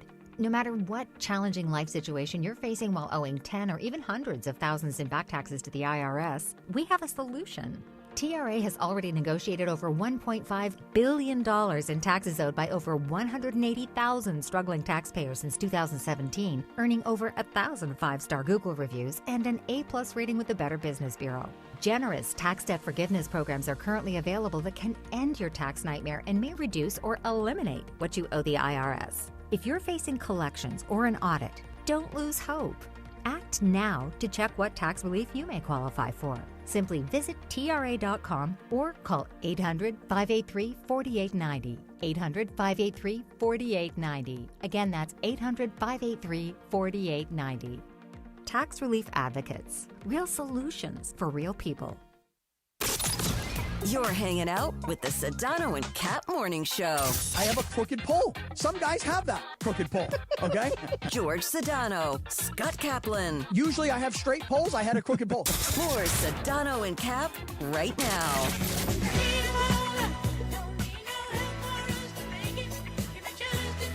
Yeah. 8:46 in the morning. The Sedano and Kap Morning Show on a windy Wednesday. Thanks to Windy, who joined us earlier. By the way, RC's going to join us in the 9 o'clock hour, right? If we actually pulled it all together, yeah. I think possibly. Possibly. The great RC coming off of Kappy's great day in Paramount yesterday with Shenanigans and Beto Duran. We play a little Bee Gees Saturday Night Fever because guess whose birthday it is today? All night fever. He turned 71 years old. Let me guess. John Travolta. I was going to guess John Travolta. Thank you. 71. I watched Saturday Night Fever. I was on some station or some app a few weeks ago. And Stephanie had never seen Saturday Night Fever. So I said, really? Sit down, honey. Yeah. Watch this. Yeah. Watch those moves. Oh, big time. It's interesting. I've been in this weird Bee Gees. I don't know what it is. Like every time I go onto my phone, I'm going to work out. I go onto Spotify. I'm like, I want a Bee Gees mix. I don't know what happened. Something got into my head, and I'm into a Bee Gees thing right now. Now, are you talking only disco Bee Gees, or are you talking the early stuff in the 60s? Yeah, the earliest stuff, too. Oh, I was at a bar club one night up in Big Bear, and there was this Bee Gees tribute band. And I don't know, man, they had this fake snow falling from the sky, and the Bee Gees guys were up there jamming, and you knew every word to every song. I don't know. I still love the Bee Gees. Good for you, Kappy. Is that weird? I mean, no, it's not weird. Good music. All right. I mean, listen, I was telling Chris yesterday, I'm going in early May to the Beach Life Festival down in Redondo Beach. Right. Duran Duran is headlining like on a Friday night. Duran Duran. And then like Sunday night, it's like James Taylor. Right. So what a great festival. Right. You know, so I love all that old stuff. Are you going to stop by the house? I would love to, although I do have the hotel room right across the street there. Good for you. Yeah. And you and Kelly should come. Yeah. Yeah. You don't want more time with Kappy? In May, I'll probably be somewhere covering a playoff game. All right, well, it's the first weekend in May, man. Yeah. 56:20 is our out time, but I know we want to dig in more. Oh, so we heard the commentary. So Genie Buss did the CNBC interview. It was originally about her tequila company, Sincoro, with Michael Jordan and several other NBA owners. But obviously they asked her basketball questions, including, one that we played about LeBron yesterday. And is it going to be his last season? And she kind of stumbled through that answer, then was asked about Mark Walter. And you pointed out a specific commentary. I mean, look, she said that by bringing in a new owner, you've created this stability around Luka Doncic. And it just sounded like, to me. You thought it was no stability. Right. And I would say maybe less stability. Right. So, but it just sounded like, hey, we as an organization under my leadership. Needed some more stability. Correct. Financially. Probably. Yeah. Yeah. And then, so now she was asked about, and she gushed about Luka, as she should, because he's the young star player that they have decided to build around. So they were asked one more question about LeBron, right, Lindsay? What was the one last question about LeBron? About like what the transition. You're in a bit of a transition year. Got it. Because you got LeBron. Got it. Yeah, let's hear that. You also still have LeBron James on the team, who's been the face of the league for 20 years. Does this year feel like a transition year into the Lakers' future? For so many different reasons, yes, absolutely. And, this business is difficult. In order to get a player like Luka Doncic, we had to give up another all-star in Anthony Davis. And, I think that's the toughest part of this business for me personally.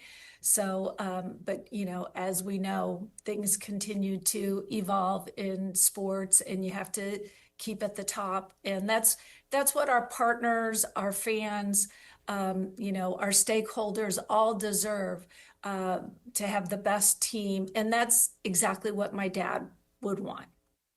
Can I just say that the guy who's doing the interviewing, this guy, Alex Sherman, first of all, he sounds like he's reading. Like his questions sound like he's completely reading. And honestly, her answers kind of sound like she knew what was coming. I disagree. I almost feel like. Well, I mean, the LeBron question, the first one that we played yesterday, there was no way she felt like that. It didn't sound at all like that question she knew was coming. I almost feel like in some ways it was one of those deals where like they have to submit questions. Oh, I'm sure there's a level of that, but, there's natural follow-ups that I'm sure she was maybe not expecting. What about anything else, though, that we should hear? Well, there's a question about Pelinka. Mm-hmm. I think we should play that here first, and then we can save the one I think you want to play about just maintaining control over quote-unquote star players in the era of player empowerment. Mm-hmm. But we can save that for the YouTube hour. Okay. But let's hear the one about Pelinka. How would you assess the job that Rob Pelinka has done putting together the team? Rob Pelinka, I think, has been a great strategist. He, pulled off one of the biggest trades in NBA history last year. He continues to add more pieces to this roster of players that fit in. The pickup of Luke Kennard, I think, was a great move. So he continues to improve the roster, and having the resources that Mark Walter will bring will, I think, springboard everything that he's been working on, and make this team even more exciting than they are now. Here's what I would say. And I feel like I've been pretty fair with Rob. There are some things I have agreed with, some things I haven't agreed with. But I think overall I try to be as fair as possible with him, because it's not an easy position to be in, right? I feel like they've been kind of put between a rock and a hard place in some instances from a construction standpoint. However, the construction of this particular team I will put at his feet, because there's really no one else to put it on, rather. I don't think this is a very good roster. I think that, and to give him credit for the Luka Doncic thing, I can give him credit for a lot of things. I'll give him credit for him and his staff finding Austin Reeves. I will give him credit for even being part of the group that was behind Magic Johnson at that particular point, that recruited LeBron to come to the Lakers. I'll even give him some tangential credit for that. I'm not giving credit for Luka Doncic. I'll give him credit for being a shrewd negotiator and letting the other and making the other guy believe that he held a hand that he didn't actually have. I mean, I guess I'll give him credit for that. Like, he's got a good poker face, but there's no way that any other GM that had any modicum of experience as a negotiator, no chance that deal goes down the way it goes down. Well, it's just funny the way Genie is like, yeah, Rob did such a great job in making this trade for Luka. It's like, wait, hold on. Just want to make sure I as I recall the story, is that Dallas called the Lakers. Correct. And Dallas said, hey, we would like Anthony Davis. Would you guys like Luka Doncic? At which point, Rob has the phone. He goes, hold on one second. I just got to put you on mute for 1 second. I I can't freaking believe it. These guys want to give us Luka for Anthony Davis. What should I do? Yeah. Take it. Yeah. Hey, I'm back. Yeah. Did you say you wanted to give us Luka for Anthony Davis straight up? Yeah, that's what we said. Done. Now, did he negotiate this great deal? There was picks. Yeah, we got to talk about picks. And the conversation went, and I can confirm this, okay, that what Rob said was true at the press conference, that he told Nico Harrison, we can only give you one of the first-round picks because since we can't talk to Luka because we got to keep this on the down low, and it's got to be hush-hush, and since we can't talk to him about an extension, we can only give you the first-round pick, which is absolutely laughable. Like any other GM worth his weight in salt, okay, would have been able to tell Rob, well, listen, no offense, it's Luka Doncic. So if you want Luka Doncic, you got to give me everything. You got to give me Reeves, you got to give me all the picks, swaps, whatever it is. Like, it's all got to happen. I mean, I guess my point is giving and Rob... Nico Harrison confirmed such a thing. Yeah, I guess the point is Rob didn't really do something spectacular where he called Dallas and said, I got an idea and a concept. No. Nico came to him with a terrible idea, and Rob, to your point, was just like, yeah, let's do that. That sounds great for us. But I do like that. Here's one thing about Genie that I got to give her a lot of credit. She definitely is doing an excellent job of hyping up her people on her way out. And I say on her way out, whether she stays for the full 5 years like she says she's going to, or she leaves after a year. Right. She seems to be taking care of all of her people on the way out the door. There are a lot of things you can praise Rob Pelinka. Unless they were family, by the way. There are a lot of things you can praise Rob Pelinka about. And I feel like we do our best to be fair about that. I don't think the Luka Doncic one is necessarily one, unless you want to just say that he didn't want to give up that he convinced somehow Nico to not take all the picks and all the assets, which I guess is a skill. So I guess there is some level to it. But I'm not putting that one on Rob, no offense. The Rich Eisen Show terrestrially, top of the hour, 9 a.m. We will continue on YouTube and on the app. The Sedano and Kap Morning Show on a windy Wednesday, suckers. The day after Kappy's birthday, right here on ESPN LA. Good morning. Hey, it's Mace. Watching the game at home is fine. Cosm Los Angeles is next level, massive, high-res displays, real fans, real energy. Step into the dome. You're not watching the game, you're in it. Wraparound screens, reserved seating, total immersion. There's the hall, delivers live, multi-view sports, every game, every moment. Craft cocktails, local favorites, plus the deck. Rooftop bar with can't-miss views. Football, NBA, Premier League, UFC, immersive movies. This is how sports are meant to be watched. Get tickets now at Cosm.com.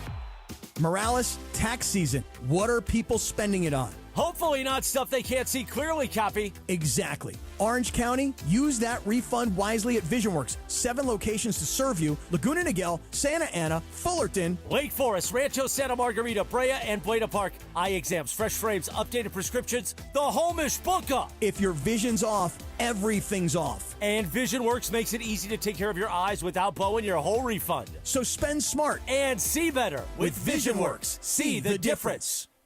Mike, in sports, dynasties don't happen by luck. They happen with culture, coaching, and execution. Couldn't have said it better myself, Travis, but that's exactly how we run Rotolo Chevrolet. Mike, it's actually pretty simple. Customer service that takes care of people. It's probably the biggest reason why people choose Rotolo Chevrolet. They come from all over California. 210 freeway, Sierra Avenue exit, right there in Fontana. I'm going to remember that the rest of my life. Love it. And of course, RotoloChevy.com. ROTOLO Chevy.com.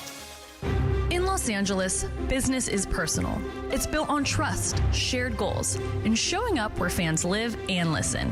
At ESPN LA, we don't just close business, we open partnerships. We're hiring audio, play-by-play, and digital marketing consultants, local experts who know how to connect brands through ESPN LA's talent, digital platforms, events, and the power of Lakers, USC, Rams, Kings, Angels, and LAFC play-by-play. This role is about listening first, creating custom solutions, and building long-term relationships with businesses across one of the most iconic sports markets in the world. If you are driven, collaborative, and ready to represent the best brands in sports, this is your opportunity. Competitive pay, full benefits, real growth. Open your next partnership with ESPN LA. Apply today at goodkarmabrands.com/careers. goodkarmabrands.com/careers. My name is Whitney Allen, and I'm a widow. My husband, Ryan, died. We never thought we'd ever have to use life insurance, but the unexpected happened. With Ethos, signing up was fast and 100% online. You can get a quote in seconds, apply in minutes, and get same-day coverage. No medical exams, and you can get up to $3 million worth of coverage. I'm grateful we were prepared. Get your free quote at ethos.com/game. That's ethos.com/game. Paid spokesperson. Time spent on application may vary. Online health questions required. Hey, it's Rich Eisen for Pella Windows and Doors. Sometimes teams take a timeout to regroup and call the right play. When it comes to your home, Pella Windows and Doors always has the winning game plan. They do it every day, and that's why your neighbors trust them. Visit Pella.com/Eisen today. Right now, Pella Windows and Doors of Los Angeles is offering 25% off windows and doors and 0% APR for 24 months. Some restrictions may apply. See store for details. Offer ends February 28th, 2026. Hi, this is Sean McVay of your LA Rams. The Rams play here. KSPN, Los Angeles. 710 ESPN. A good karma brands radio station. Previously on the Sedano and Kap Morning Show.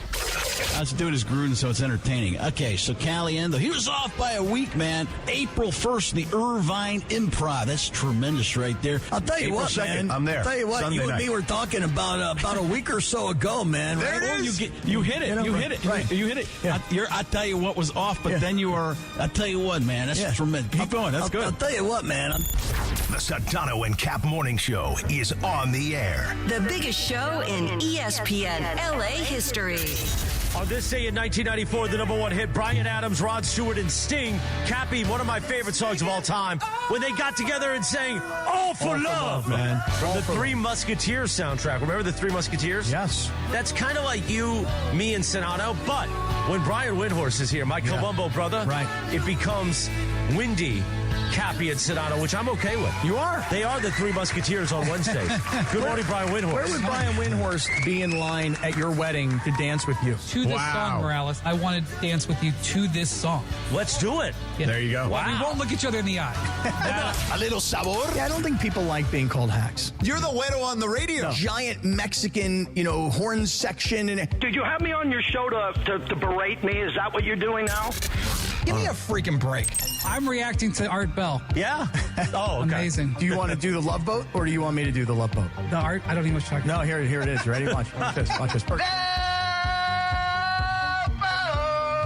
It's Windy Wednesdays. Midnight in the desert. I'm Art Bell. Scott Kaplan, eat a fat one, bro. The Sedano and Kap Morning Show on 710 ESPN. The all-new ESPN LA app and on YouTube at ESPN Los Angeles.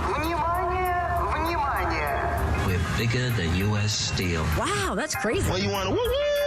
Bit boy. Monstrous. Beto, I don't want to eat that. We did it, Dad. We did it. You were riding high on the stinger last time. Oh, big time. Right, that's right. Of course we were. It's Windy Wednesdays on the Sedano and Kap Morning Show.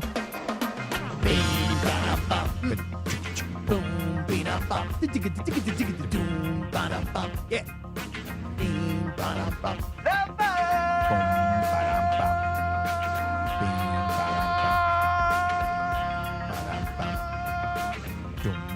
56-year-old lungs right there, buddy. Those are good ones. 7:02 and 38 seconds. Good morning. Welcome to the Sedano and Kap Morning Show on this Wednesday, a windy Wednesday, the 18th of February, 2026. The YouTube hour ahead. RC, I believe, is going to join us. Cool. The barber who took care of Kappy yesterday in Paramount, RC's Barbershop. He'll join us. We will have the Lindsay segment around 9:30, which we are going to play Kazoo That Tune. Oh, that's right. I got to tweet out the box. I will in a second. The picture of the box. Kazoo That Tune at 9:30. Plus, we will read from our Don't Sweat the Small Stuff calendar for the day. And we will have Kappy's Dealer's Choice to end off the show. Mm-hmm. Sedano, who are you texting? My TV producer for today. Are you saying, hey, listen, these mongrels that I have to work with, these miscreants, No, I was simply just, these hey, morons, can you do me a favor? these simpletons. No, it was something as simple as, hey, can you just send me the rundown that you're thinking for the show today? Oh, so you were actually talking about like the show. Yeah. You weren't complaining about the mongrels? No. Me? You weren't complaining about me? No. This hack that I have to work with from San Diego, who wouldn't have a job if it wasn't for me. Right. This guy who doesn't know the NBA, this guy wouldn't know the NBA if it smacked him in his face. And this guy who thinks he's a third on the show, Morales, I wish he would have died last year. Oh, wow. Is that what you're saying, George? Jeez, man. Nope. Very nasty today. And then Bergie, he was my producer 20 years ago. Who does he think he is? Right, F. Bergie. What does he know? He was young Greg back then. Oh, really? Just young Gregory? Yeah, young Greg. But I don't mind Jorge and Lindsay. They're fine. Oh, Jorge and Lindsay are both cool. Yeah, they're cool. If it was just me and them, it would be like that 10 a.m. show I did 5 years ago. It's an eminence front. It's a put on. Yeah. This guy doesn't like Dennis Clark. He doesn't. Right. This guy doesn't know the difference between Dennis Clark, Ryan Clark, and Kevin Clark. What does he know about content? Clark Kent, Clark Bars. He wouldn't survive a day in Miami sports radio. Clark Griswold. You want to read the text? No, I like making up the text. I don't want to read the text. However, I do want you to do me a favor. You're not going to see the group chat. No, I don't want to see the group chat. I want to be in the group chat. No. Yes. No. Yes. What does he You have to have do? bona fides. You Wait a don't second. have them. What do you mean I don't You have went bona to Pitt. fides? I have bona fides. You went to Pitt. Yes, so what? And you go to Broward County. Oh, you see, there's the problem. Yeah. See, there's the problem. This is a Miami thing. It is a Miami thing, See, clearly. when you're from Miami. I mean, literally, this was described yesterday that way. Right. But here's the thing about Miami, right? Miami looks down on Fort Lauderdale. They do. The way L.A. looks down on Orange County. You understand what I'm saying? It's exactly the same. It is similar. It's very similar. So now I can't go into this Miami group chat. Although I would say the politics are reversed, though. Yeah. Yeah. And Orange Fort County Lauderdale is a lot more blue than Miami is these days. And right now, Orange County, I Yes, would that's say, true, has yeah. been built up to where it's split. So South OC looks down on North OC and thinks that they're better than everybody. Right. It's like big bank take little bank, you know? And so much has migrated to the IE. Yeah, And then but the anyway, IE is very split up. You can't get in the group. Let me ask you this, though. Eastvale looks down on We Corona. I want to finish this. And Riverside's Genie looking Buss down thing. on, if you're in the Riverside Heights, you're looking down on all of it. Okay. Wow. But they're still all big part of the mega market, right? Right, of course. It's all all part of the It's mega all market. mega market. Yeah. And It's if all- you're in San Bernardino, you literally got to wear a bulletproof vest. How about Really? Covina? What about Yeah. Covina? Like West Covina, is it different than like? Hey, come on, that's my hood, homie. Stop. Oh, no, I if you love go West in, Covina. That's my hood, if you walk man. around West Covina and you mention Jorge or producer Laura, they'll be like, all right. Okay. Yeah. All right. You cool. You Yeah, cool. they're cool. You good. All right. What's up, Holmes? Well, where's the I drop? think that was clean. That's that more. was clean. That's more in La Puente, though, George. Hey, what's up, Holmes? But it is all just one big, happy, loving mega market family Yeah. from Santa Barbara to the border. Yeah. It's all the mega market. Yes. So, Kappy, Yes, sir. Genie Buss. Oh, are we going to do RC first, or we're going to finish Genie Buss? RC's not there yet. So Okay, I so said let's finish talking 9:15. It's I 9:06. want to say one thing about RC and the possibility of him coming on. Just know this. Oh, no, Sedano's going to blow. Oh, no, Greg no. just said you're going to make Sedano blow. No, no, I'm- but- What are you talking No, about? here's what I don't happened. know, it's fun. Me and George yesterday, when we were at RC's, we were both like, hey, you know what, man? We're trying to help with like helping rebuild a local business. Let's bring you on the show tomorrow. So now here's what happens. He's like rearranging a doctor's appointment to come on. Right. And here's what I said to RC. Oh, really? Yes. I said to RC, I go, listen, proctologist or something else? I don't know. I don't think he was a proctologist, but I said to RC, listen, one of your guys is going to have a phone and he's going to be shooting video, and you're actually going to be on your phone on your AirPods. So it's a 2-phone operation. Right, yeah. And then I realized when I left, like I told him what he has to do, but I didn't tell him how he has to do it. So Yeah. then today I've asked Parker to email the link to Beto so that Beto can get it to RC. Right. So there's a lot of chances here. That this doesn't go the way it's supposed to go? Beto said he's got it all under control. Now, I believe but that. Beto's got it. See, I under- believe. See, yeah. if it were up to me, No chance.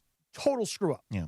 But if Beto says he's got it, then trust me when I tell you, 100%. All right, so let's get to this last piece of sound from the Genie Buss interview on CNBC, because I feel like this is the one that you wanted to really dive into. Okay, so this is asked about basically dealing with star players during the player empowerment era. You've had so many individual stars come through there. How are you able to maintain control when all of these individuals have such a machine around them where many of them are extremely strong personalities that often kind of want control themselves? I have been surrounded by big personalities and a lot of, people who are used to being the alpha. And, there's a way to get people to all work together. And, when a player like that comes to the Lakers, they want to be part of the Laker history. So that includes Kobe and Magic and Shaq and Kareem and all those that came before them. And it's almost like it's a fraternity that, continues to feed on itself and get bigger. So I think that, our history is important in terms of dictating how our future will go. Oy Oh, vey. my God. Jesus, what was said there? Thank God you sold it, huh? Word salad. I mean, Did okay. she answer the question? No, she did not. No. But you know what the best part of that whole thing that we just heard was if you just go back and you listen to the question, just the question. You don't need to hear one thing that Genie said. Play the question and let me ask George who the interviewer is referencing, not You've by had name. so many individual stars come through there. How are you able to maintain control when all of these individuals have such a machine around them where many of them are extremely strong personalities that often kind of want control themselves? I mean, dude, ask the freaking question, bro. Really? I mean, who's he talking about? What, does Jackson Hayes have a machine around him? Really? He wants control. Does Jackson Hayes want control of the Lakers? Really? Does Maxi Kleba say, hey, you know what? I got 35 people in my entourage. All right, I'm here now with the Lakers. I'm such a huge star. I'm such a machine around me. I think Drew want Timme has a control. machine. Oh, Drew Timme's exactly. In fact, Sasha Vujic used to literally be called the machine. Okay. Yeah. So Got good wine now. Yeah, when Luka Nard shows up, okay? Does Luka Nard show and go, "Hey, I'm a machine, man. I want control of this mofo." I mean, bro, ask the question. How do you deal with a personality as large as LeBron James when you're the owner and you're supposed to be in control and he is so big and he's such a machine that ultimately he becomes control?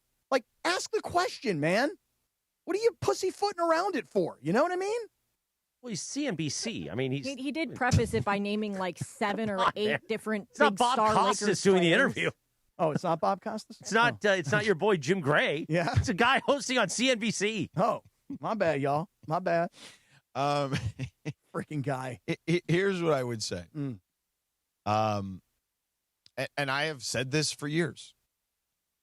When you get into the LeBron business, you know what you're getting into. And I think they thought they knew what they were getting into. And I've said repeatedly, they did not clearly know what they were getting into. You're absolutely right, George. And it's their fault that that's the case. Absolutely right again. Yeah. If she would have made a call years ago to Jerry West and swallowed her pride and said, hey. Well, but Jerry West and LeBron had a great relationship. May he rest in peace. But guess what? Jerry West knew how to run a franchise and knew how to deal with stars and the machine around them and build for the future, too. So you wouldn't be in this situation. Because I'll say this, LeBron, there was never a time that LeBron and Jerry West were in the same building, to Chris's point, that he didn't show the ultimate amount of respect and reverence towards Jerry West. I'm talking about like every single moment they were in the same four walls together. So let me just give you an idea of how wrong Genie is in this answer, though, just in terms of, hey, when somebody comes to our team and they're a big star, they have to come be part of our fraternity and be part of our history because we're not changing what we do for them. By the they way, have to fit into what we do.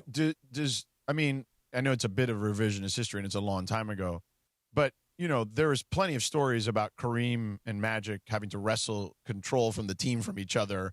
Not that Magic did it in a nefarious way, but that clearly Magic was going to, like, it was very similar to the Luka LeBron dynamic, actually, kind of in a lot of ways, even though, because, Kareem had not, I don't believe they had won a title, right, with the Lakers yet. Had he?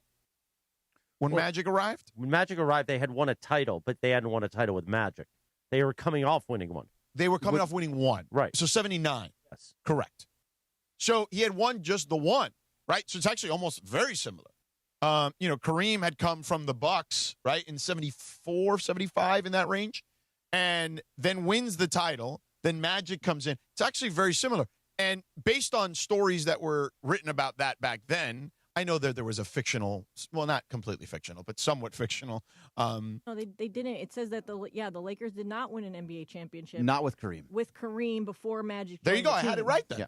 Yeah. So it's actually different. So you said I was wrong. Yeah, I was. Oh, wrong. I was. I meant just one before. I'm sorry. I They won in misinterpreted. 72, and then they won in 80 with. Oh, I misinterpreted what you were saying. That's my fault. Right. Yeah, they had not won one with on, Kareem man. to that point. Well, that's my fault. I mean, do better. It's okay. I thought I was the one who was wrong. It's my fault. I just said it's my fault. Hey, way to take accountability. Good job. Yeah, you're not Mick Cronin. Mick Cronin will not have to kick you out. Right. Yeah, there you go. you raising your voice at me? You're not Steve Jamerson. Yeah. So anyway, there was plenty written back then about kind of the power struggles and how coaches had to massage those dynamics, right? Like, how is that any different? You know what I'm saying? Like, and I think if anything, outwardly, LeBron has been a pretty good citizen when it comes to Luka Doncic. Is that fair to say? This year in particular. I mean, last year when he arrived. I know, but this year even more so. I think LeBron has, I would say, publicly yielded to Luka. I think. Yeah. You're right. But I'll make this example though. So like when somebody comes to the Lakers, the way she's talking about, they have to kind of fit into what we do, and I would argue the opposite is actually true. That when a superstar, but my point was Kareem was considered aloof even to his teammates. Well, I mean, based on the history of it all and the, like you say, the docuseries that have been created and the characters and the way they've described him, understandable. And he was a bit of a. I mean, he was a 70s guy, right? Bill Walton and him, these guys, they were living that flower child sort of lifestyle back then. But I think about it like this. Let me make a comparison. Let me give you an example. Let's say, hypothetically, Bryce Harper of the Phillies. Right. Who's in the news right now as well because his GM said that he's no longer an elite player. Oh, really? Oh, did you not know that story? No, sir. Yeah. Wow. Gregory, right? I have that correct, right? Dave Dombrowski said that? I believe so, yes. Wow. You believe so or you know so? I do. Bryce still has elite hair, though. 99% sure. Okay. He uses Suavecito in there to get that pomade. Suavecito. Yeah. If RC could have put some Suavecito Oh, in your no, hair. he did. He put some in my hair last night. Believe me. It was Kappy's hair isn't made for Suavecito. No, but I had it. I had it in my hair last night. I can tell you that. Go ahead, Bryce Doesn't Harper. it smell amazing, the It does. Suavecito? It does. Yeah. If Bryce Harper came to the Dodgers, okay, do you think that Bryce Harper would walk into the clubhouse like, I'm the man, I'm it, you guys all follow my lead, I'm the man? Do you think he would do that? No. Or do you think that the Dodgers have been so successful and they've got such incredible leadership in their clubhouse that a guy like Bryce Harper, who's already a huge established monster superstar, he would have to fit in to the Dodger clubhouse? Sure. I mean, look, we documented the Freddie Freeman saga early on, almost daily, it felt like. So when you're the Dodgers and you've got great leaders. And by the way, his situation was the opposite. It wasn't that he was like, I'm the man, respect. It was more like he was mopey. Right. Right. He was all upset. Like Clayton Kershaw. Right. Had to tell him, yo, bro, snap out of this. Stop crying like a little bitch. You know what I'm saying? Like he had to do that. I don't believe that's how he said it. You don't think that's what Clayton Kershaw said? I'm sure he said biatch at some point, but it wasn't at that moment. I don't know if that's how it went down. He said, stop crying like a little bitch. Hey! Lock in, come on! Yeah, I think lock he said in, that. bro. Lock in. Right. but here's the thing: if a star player comes to the Dodgers, even if it's the newest star player that they've got, right? Kyle Tucker. This guy got to come fit into the Dodgers. Well, do you know the story of what Dave Roberts makes guys do before camp breaks? No, tell me. The new guys. He asks them, what is it about the Dodgers from the outside that made you want to come here or whatever? And the guys all tell the story. Like him, Edwin Diaz had to do it. Kyle Tucker had to do it. And it really just, not that the guys in that clubhouse, they have good guys in the clubhouse and understand like how good they've got it because of the way the Dodgers are run, to your point. But it allows them to see, yeah, we do have it good. It just reaffirms already their beliefs because these are outsiders now coming in to their realm, explaining to them why they chose the Dodgers. 9:18 in the morning in the Sedano Kap Morning Show. As our friend Adam Shine would say, we're going to keep the conversation going in just a few moments. But first, let's check in. He's on the hotline. Okay. The great RC now joins us on the Sedano and Kap Morning Show. RC did amazing things to Kappy yesterday. Yeah, you did. Now, Kappy was very... Good morning, guys. Good morning. Good morning. Hey, what's up, Holmes? Buenos dias. Kappy was very surprised. We should cut his laugh. That's a good laugh, a good drop for a laugh. But... There you go. Kappy was, that one too. Kappy was, he was very droppable, RC, this morning. But Kappy was, I think he was taken aback by, A, your hospitality, B, the artistry of your work. Is that a good way to describe it, Kappy? Absolutely, because, RC, I said to you, man, I said, being a barber and cutting hair is one thing, but the way you did the whole facial thing seemed very artistic to me. It didn't seem like just sort of, chopping away at somebody's melon. You know what I mean? Yes. Well, how did that happen? You didn't expect all that, right? No, not at all. Listen, I really went in. I was like, all right, I'm going to get a little trim, no big deal. But I had no idea that I was going to get, this incredible hour of rest and relaxation and exfoliation. I guess my question really, RC, was, how did you transition from a guy who likes to just cut hair to a guy who takes care of all these men who come in and want to have their face and their skin look right? Well, men like to get pampered too, but, sometimes we're too shy to do that, So I had to start it here, so that's why I started the rosé service. The rosé service. I had to give a couple free ones so they could like it. Well, you get them addicted to it. Yeah. Hey, Cap, happy birthday once again. All right. Hey, thanks, man. What you guys did yesterday was just amazing. The whole experience, from the cut to the facial to the sushi lunch to the camaraderie, dude. I told George and Beto, I was so grateful yesterday. You guys really made it a great day. I appreciate that. And I can hear the buzzers going on. Yeah. Are you working right now? Yeah, I'm actually cutting a good buddy of mine. He's a doctor, Dr. Z. I call him the lifesaver. Did he save somebody's life? He saved my life, that's for sure. How so? I was sick. I got sick from my pancreas. And he made a call for me and made my appointment sooner than it was. Wow. I just had a friend of mine who just had a pancreas transplant surgery. Freaking completely changed his life. This guy was on dialysis literally every night, 9 hours a night with a drip in his arm, had a pancreas transplant, and the dude is now living, the best life that he's ever lived. This is like 3 months later. Right. So shout out to Dr. Z for life-saving. Yeah, exactly. Now, RC, Kappy tried to give you guys a little gratuity afterwards, but you had a funny line, I thought, in response to that. Oh, when he tried to take care of me, and then I said, if he has to take care of me, he's going to have to pay for all the food also. Right. Right? Which is a lot of food. But I did try. Well, it was a lot of food. Yeah, I definitely knew that the service that you gave me was more than I was trying to offer in gratuity, and I knew that the food cost more than what I was offering to give the gentleman, Paul and Paul Jr., in gratuity, but I was just trying to be nice about it, and you guys shut me down. You told me my money was no good, but I was cautioned that next time it'll cost me twice as much, so we'll even things out. Is that true? Yeah. Yes, sir. And don't forget, you opened that bottle, too. Oh, right. I opened the bottle. You got your shot after. Because honestly, when I really thought about it, what it costs for the rosé service, the haircut, the shave, the facial, the tequila, the whole thing. Okay. Honestly, it's worth every penny. You came out winning. Yeah, I came out winning. it was your birthday. It was a birthday gift. It was your birthday.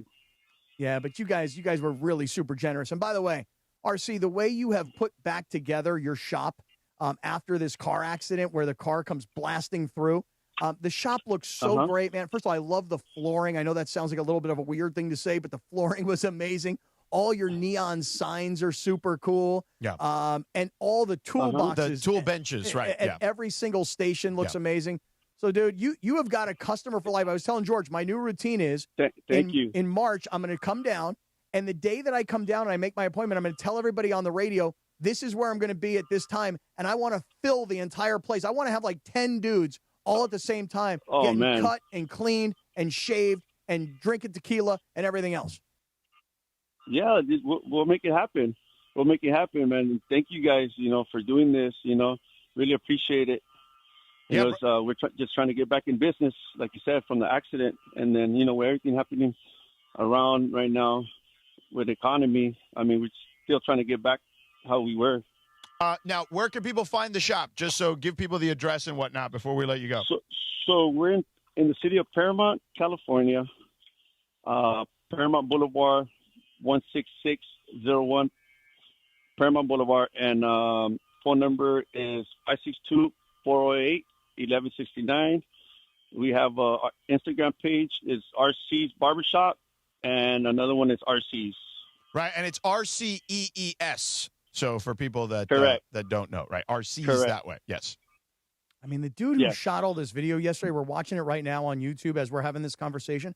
I mean, this is incredibly shot and edited so that you can see all of the, like, what do they call it when you had the, not smoke, but the steam. The details. Yeah, the steam. Yes. I mean, unbelievable. And then George and Beto and Paul all show up with, like, honestly, like $1 million worth of sushi. I don't know about $1 million, but it was a lot. Easily $500,000. Hold on, you got to pronounce that name right. It's Paul. Oh, Paul. Yeah. Correct. He No, said Paul, Paul. come Well, on. he said Nah, Paul. It is Paul, but I think he made it easier for Kappy by just saying Paul. I know. I'm just messing with you guys. Do you guys notice, though, how much? The guys go ahead, man. Go ahead. Keep going. Or see. Oh, the guy that did the video, that's my good friend, Decon, owner of Fundamentals 19. It's a boxing gym. Yeah, he did a great job of shooting this video and editing this video. But when Paul Sr. came over and he didn't speak any English, you know, and I hit him right away with the mucho gusto. You see, when a white guy says mucho gusto, that lets a Mexican brother know we're good, that I am uno hermano. Sí. I think he understood you more than he understood Jorge. Yeah, George. there you go. Oh, well, that's just it. George, I don't know what language you were speaking yesterday. What language was Spanish? that? That's not Spanish. Yes. That is not Spanish. Yes. Because me That and Cubano RC Spanish, and that Beto, Cuban Spanish. we're all like, hey, we speak Mexican Spanish. Right. That's Cubano Espanol. Yes. Yeah. We don't understand you. Yeah. Sorry, Cap. It's kind of like when you have a British or a person from Ireland, Right. and you go, what is that? And they go, well, that's English. No, that ain't English, pal. Right. Yeah. It's Irish. Yeah. Yeah. You speak Cubano Perhaps. Espanol. Yeah. Yes. None of us understood. Yes. RC, buddy, thank you so much for hanging out. Thanks for Thank you guys once again. putting up for Kappy on his birthday. We appreciate it, brother. Appreciate you, dog. Thank you, and Beto, George for setting it up for Cap. And see you guys soon. All right, brother. Yeah, I'll be seeing maybe not that much food next time, but no, we don't need that we'll much. get something going. No, we don't need that much food. All right, brother. Be good. All right, see you guys. Thank you. Yes, sir. Mucho gusto. Bye. Mucho gusto. See. Hear that, Jorge Briones? Hear that? I did, yeah. When a guy like me says mucho gusto, they go, oh, What else you say? I'm this just guy curious. knows. This guy knows What'd you what's say after going on. mucho gusto? ¿Cómo está? Uh-huh. Yeah. Gracias Good. para la comida. Por la comida. Gracias por Sí, la comida. That too. That's close enough. Yeah. Yeah. They had no idea what Sedano was saying. They're like, what language is he speaking? I go, I don't know. I think it's German. Yeah. They're like, seriously, I don't understand a word he's saying. You know, and even Paul Sr., when I was speaking in English and he doesn't speak English, he was like, I got everything you're saying. Yeah. But when George was speaking Cubano Espanol, his brother was like, I don't know what this kid is saying. Yeah. He knew what to say when I was ordering food. Yeah, he did. Yeah. He did then. Hundreds. Yeah. That's what he said. Yeah. $100 bills, George. Yeah. Break them out.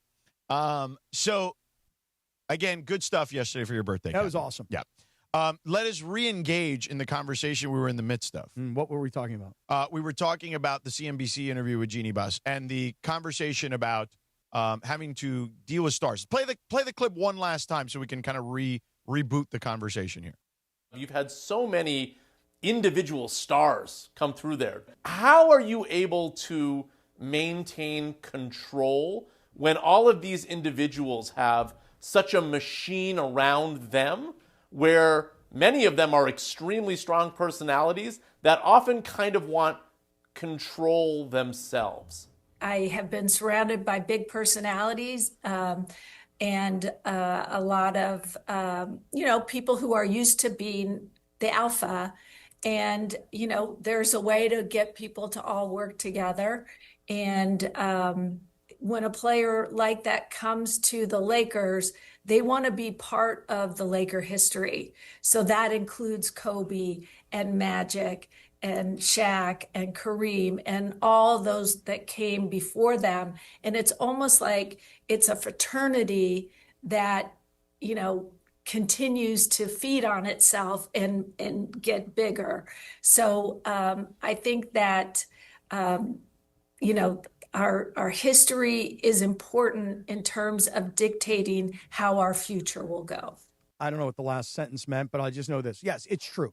Players want to play for the Lakers. Even when Luke Kennard showed up, Luke Kennard gets done with his first game and he does the post-game interview with John Ireland and Michael Thompson. And he talks about how, playing for the Lakers and playing in this building on this stage in this uniform, it's a much bigger deal than it is for playing for the Indiana Pacers or the Portland Trail Or the Blazers. Clippers. He was with the Clippers. Or even the Clippers, for that matter. Yeah. There is a totally different stage when you're wearing the Laker uniform and you're playing on that floor. I will grant you that. But what I'm saying is this, is that when you are a star and you join the Dodgers, you fit into the Dodger culture or you won't survive because there's already great leadership in that clubhouse. Right. We were talking about the I guess the way that Dave Roberts makes the new guys kind of tell the old guys, hey, here's the reason I chose the Dodgers, to kind of reaffirm their position and understanding of why the Dodgers are a great place. And when somebody joins the Lakers, I don't feel like it's, hey, fit into what we do around here. And the reason you wouldn't fit into what we do around here is because what we do around here doesn't turn into winning. Here's what I would say. And people can say I'm repeating myself 6,000 times. When LeBron arrived with the Lakers were chaotic. Is that a fair assessment? Okay. Under whose leadership? Why were they chaotic? Well, there was the sibling rivalry. They had just gotten rid of Jim Buss Exactly. and Mitch So Kupchak. they were chaotic because of Genie. Well, I don't know about that. I mean, I would say yes. Maybe, maybe not. Maybe it was more because of Jim. I don't know the answer. I don't know the inner workings of how that went. I will say this: Jim was not very good at his job. Jeannie That's was fair, better too. at way better at her job than Jim was at his. Yes. Okay. But there was still chaos. Sure. And the way it was described, I mean, the story that was written at the time was that, and I think Ramona might have written this story, if I recall correctly. It was now a long time ago, so I don't remember exactly, but this is like 17, 18-ish. Ramona wrote a story. I think it was Ramona, so let me not attribute it just to her. Somebody at ESPN wrote a story that Kobe told Genie, if you want this dude to come, you better clean the house up because what's going on right now ain't it, right? And that's when she, pulled a Game of Thrones on Jim, and Mitch was collateral damage in that scenario, okay? So that was what he was stepping into. Then they brought in Magic and Rob under him, etc. Magic did really the recruiting of LeBron because of the respect those two had towards each other. And LeBron came in, and I know Laker fans hate to say this, he saved the Lakers. The Lakers were one of the worst teams in the sport in that stretch of time, okay, over 5 or 6 years. As bad as the Knicks and any other team at that time that was terrible. We talked about it, Greg and I, not that long ago. Go ahead. Do you want to clear it? They didn't get interviews or meetings with Kevin Durant. LaMarcus Aldridge. LaMarcus Aldridge did like a short one. And didn't want to have a second one. Correct. Carmelo, right? Yep, Carmelo. At that time He in came later, his but prime, Yep. right? Yep. Like, they were struggling, okay, in a way that we had never seen the Lakers struggle. And we all laughed about it, by the way, at the time. In 2019, 2018, we were very much all over the Lakers about it. And again, Flashpoint, who was it? Genie. Well, but it was Jim running basketball ops at that time, and it was 2017, 18, and LeBron came that summer in July of 2018. So I'll never forget it. I was flying back from a trip to Hawaii. We went to a wedding to see somebody, to go to a wedding there. And by the way, you had like a 7-chair an afternoon drive because all these Lakers fans loved it. We were on fire because we were speaking honesty about the Lakers. Because they were so bad. They were every fan base, our Lakers fan base was so frustrated, and nobody would actually speak truth for years. We all unleashed, and the ratings went through the roof.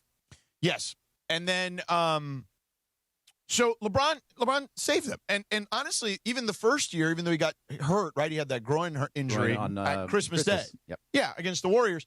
They were like the 4th seed at that point with a team of LeBron and a bunch of young guys. Okay. The baby Lakers. Right. This was still LeBron at the peak of his powers. So that year was kind of, went sideways. Then there was the whole trading for Anthony Davis that never came through at that point during the deadline. They eventually trade for AD. They win the title, right? In the COVID year. So like he fulfilled his duty at that time. Now, things happened later. We've gone over a million times, whether it's injury or everybody, pointing fingers about Westbrook, whatever that's transpired, LeBron aging, right? We knew, though, at that time, in 2018, okay, LeBron was what? 30, he's 41 now, right? So 33. I'm 41 years old. 33? 33. Yeah. Yeah. Math. So, right. Better than mine. Right. So we knew, hey, At best, we thought this is like a 5-year window, right? That's what we thought. Like, hey, at best, 2018 to 2023, that's kind of your window to win a championship with LeBron. Because let's face it, he's going to be 38 years old at that point. There's not a lot of 38-year-olds as the number one guy winning championships in basketball history, right? Like, there's just not a lot of that. Even Kareem, as we talked about, was no longer the number one guy. So he got them one. The year they defended the title, this is the thing that people forget. I believe they were either 21-8, 22-8, something like that. They were in first place in the Western Conference. And then Solomon Hill rolled up on LeBron. And, like, LeBron doesn't miss a lot of time usually, right? But now the injuries are starting to pile up. The groin thing, he gets rolled really badly. Like, his ankle was an L. like LeBron, L LeBron. Like, I was like, oh, my God, I think he broke his ankle. And he did come back later, but he came back too early. So that year, the defense of the title was a disaster. And then AD got hurt in the playoffs. They had a lead against the Suns, who went to the finals. 2-1, AD gets hurt, then it really got derailed. So, like, there were a lot of reasons for this to happen. But, like, this notion that you got to fit in or whatever, fit into what? There was no culture here at that particular time. We were sitting here talking about, fans, to Chris's point, fans would call in at that time, because I used to like taking calls back then. And, dude, every other call was Genie needs to sell the team, okay, at that time. And so this thing of, like, he or whoever she's alluding to needs to fit in, at that time there was no fitting in. There was, hey, I got to come here and show you how this thing is done, because this group of people that are currently in charge have not been able to do what I've been able to do, okay? Do you think it's gotten better by now? Like, at this point now, where we're at right now, do you think it's gotten better up there since then? What do you mean? Like, up in the office, in the front office? Because you're talking about how it was disarray back then.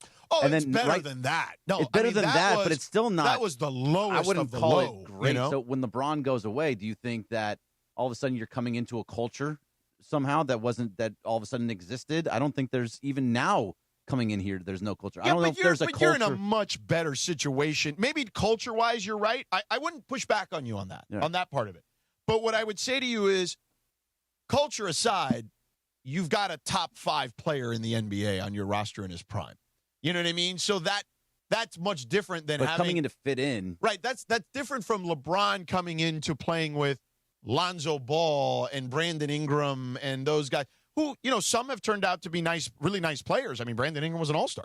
And Lonzo Ball's career was starting to turn in the right direction until injuries really derailed his career and have derailed them since. But let's take a look at this real quick, because, again, prior to LeBron's arrival, let's look at where they were. Let's go to 2012-13, okay? 45-37. That's the year of Dwight Howard, Steve Nash, and Kobe Bryant. They lose in the first round. Kobe's hurt. Dwight's like the last man standing. Nash is old, gets hurt, right? Dwight leaves. Correct. Dwight leaves. That's really where it starts, where you're like, whoa, somebody left the Lakers? Like, that was the first sign of, something ain't right in the house. Billboards of Stay D12 all around. Oh, God, I remember. God, that's so heartbreaking. That, Kappy, to give you a little history lesson here, that was the first, like, moment where people should have raised the red flag and gone like, wait, something is not on track here. Like, what is going on? So that was it. Then that led to all the stuff I talked about, guys not taking meetings, etc. Here then are their results in the following years. 27-55, no playoffs. 21-61, no playoffs. 17-65 in Kobe's last season, okay? Clearly no playoffs. 26-56, no playoffs. 35-47, no playoffs, okay? LeBron gets here. They're the 4 seed. He gets hurt. He misses most of the rest of the a big, humongous chunk of the season. They end up under 500. But then, here we go. 52-19, you win the championship, okay? LeBron's healthy. The bubble happens, whatever. So look at all those numbers I gave you. 1, 2, 3, 4, 5, 6 seasons, 7 seasons, really, if you go back to that Nash, Dwight Kobe season. 6'7". 6'7", yes. Master class of content happening right. Kappy, I hope you're taking notes right now. I'm listening to every word. Masterclass. Of just disarray. Yeah. And by the way, cascading disarray where you're seeing it like crumble little by little by little to like, oh my God, it's a disaster. So here's the thing, though. When LeBron gets to the Lakers and you say he saved the Lakers, and I'm sure there are a lot of people out there that agree with you, and then there are other people out there that are like, what do you mean he saved the Lakers? But that all aside, I'll compare it to football. When Tom Brady left the Patriots, he went to a team that traditionally has been one of the worst teams in history. I mean, one of the worst organizations in the NFL.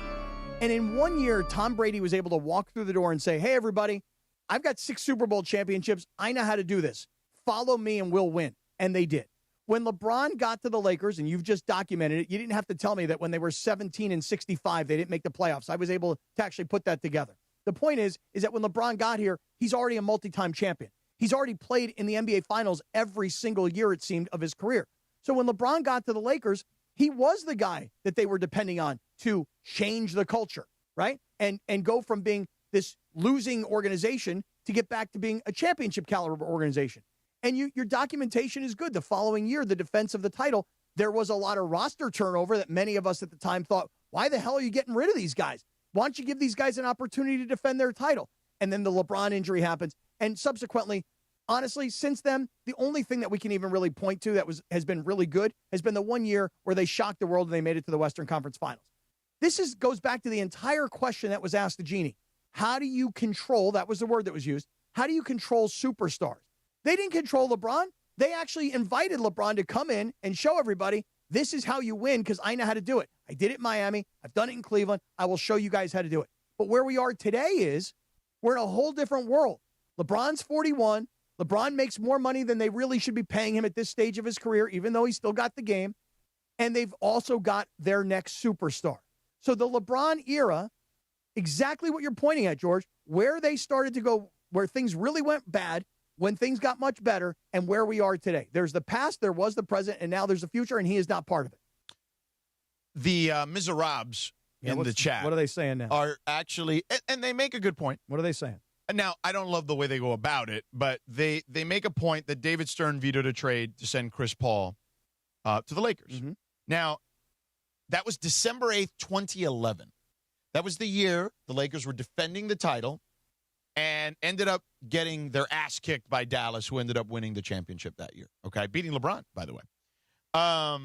You lost Lamar Odom in that whole discussion part, too, because he was going to be a part of that. Powell was going to be a part of that. So here's the deal. This is the deal that would have taken place. Chris Paul would have gone to the Lakers. The Hornets would have received Pau Gasol, Lamar Odom, Luis Scola from the Rockets, Kevin Martin from the Rockets, a 2012 first-round pick from the Rockets. The Rockets would have received Goran Dragic, Johnny Flynn, and, Luis Scola would have been rerouted. So here's the deal.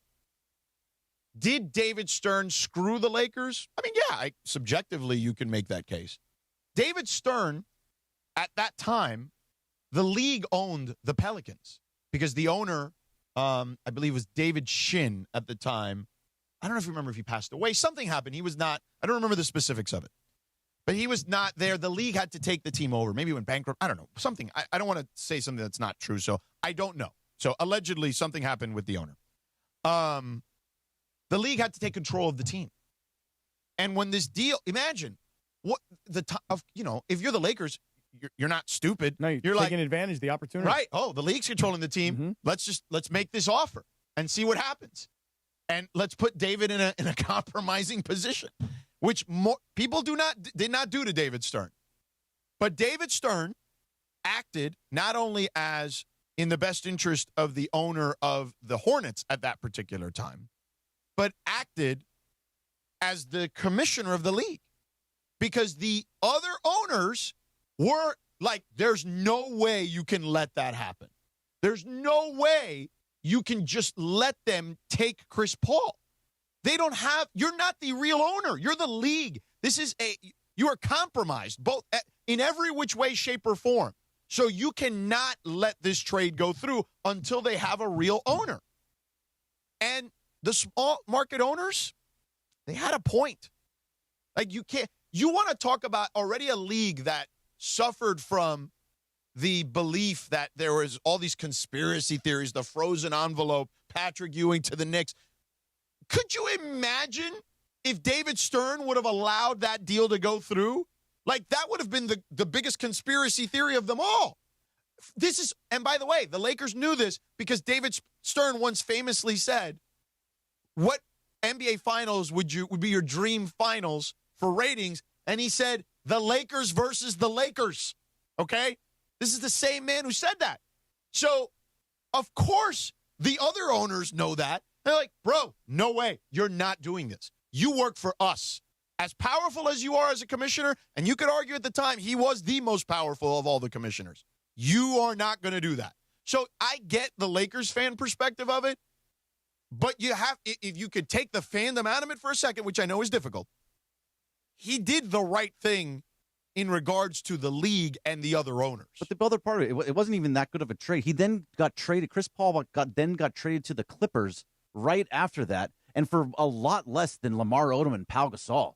It was a much worse deal. If you really look at Lamar Odom's career after that, it did not go well. Well, yeah, because he got all screwed up in the head because he didn't want to leave. He felt he was like he hated the Lakers after that because they even thought about trying to trade him for everything that he did for them. But look at the trade that it was. It was Eric Gordon, Chris Kaman, Al-Farouq Aminu, and a first-round pick. Who? That's it. Exactly. Who's Al-Farouq who? Al-Farouq Aminu. Kappy, you need to change your underpants after that masterclass. I mean, Sedano honestly, just worked you. He worked you up and down the court. Sedano just got so fired up about the history of the Lakers. And I'm trying to actually go back to the beginning of the whole thing because it was about Genie being asked about how do you control star players. There's more meat on that bone, but I sent it out on social media. You gotta, so I want to get to the Lindsay segment. Right. Trust me, tomorrow we need stuff to talk about too. So we'll do more of this. Well, Greg, there were some picks that went too. It wasn't just. By the way, our terrestrial audience didn't hear this. Our 7 a.m. audience, they've turned over. They went into work. Maybe they're with us on YouTube. Maybe they're not. I think we play this as a replay on Saturday. Well, maybe that, but let's rinse and repeat tomorrow at 7 a.m. Why not? Yeah, there was a first round pick and there was 2 second-round picks. Fergie, we're moving on. Hold on, a Minnesota. You and me, Kazoo. A Minnesota unprotected pick, which historically is one of the worst franchises in the sport. Like, that's not a small detail. That deal compared to the deal that the Lakers were giving and with everybody else, Luis Scola was very good at that portion of it. But here's the thing. You're not. It was a better deal from the Lakers. I don't think there's any question. No. Because Chris Paul and Kobe wouldn't have won a title. Actually, yes, they would have. No, they wouldn't have. Hold on. Chris Paul's a loser, and we've seen that. Take the music off. LeBron would have beaten their ass. Stop. LeBron would have beaten their ass out of the East. Can't believe I'm pro LeBron in this All right, case. everybody stop. Can we do the Lindsay segment? Get Kazoo No, tomorrow, wait. Give us 1 second. Yeah, but I already teased it on social media. I don't like not paying off the tease. We can, but let's just finish the conversation. Don't you understand about Al-Farouq? Are you raising your voice at me? Oh, Bergen's right. I told you I was going to win. I was going to get Sedano to lose it, and I lost it. He lost it. If you are the New Orleans Pelicans, or Hornets at that time, you want that first-round pick, Greg. You're a rebuilding team. Pau Gasol, they would have ended up rerouting him anyway. And probably getting a first-round pick for some of those guys. Like there would have been. They were in an asset collection. And by the way, by that time, we need a T-shirt. Asset collection. Right. Ooh, that's a good one. Really good one. I like that one. Right. Yes. I'm not sure, Greg. LeBron and the Heatles would have beaten their ass. Maybe, but I will say this. Maybe, I don't know.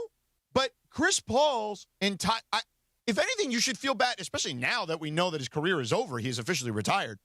Like, it really did change Chris Paul's career in a way. Because the biggest thing with Chris Paul was, he's tough to work with, right? He's too honest. Guys don't like playing with him because he rubs people the wrong way. Well, they burn out when they're around Chris Paul. Right, because he's too gruff and whatnot about his feedback. And it's like, that wouldn't have been a problem with Kobe. Those two guys would have been 2 peas in a pot, to be honest with you.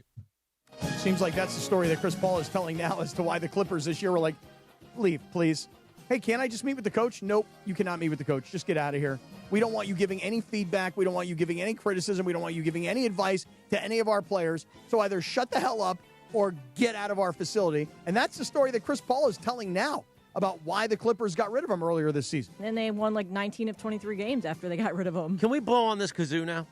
You want to You blow do the tomorrow. kazoo? No, No, the stop kazoo moving must it be forward. blown today. Just saying. Hey, I mean, it is a I'm not wacky moving Wednesday. anything. It's a wacky Go Wednesday. do the Lindsay segment. We're all in studio. Yeah, we're all in studio. Tomorrow we won't be in studio. Well, they won't be. I'll be here.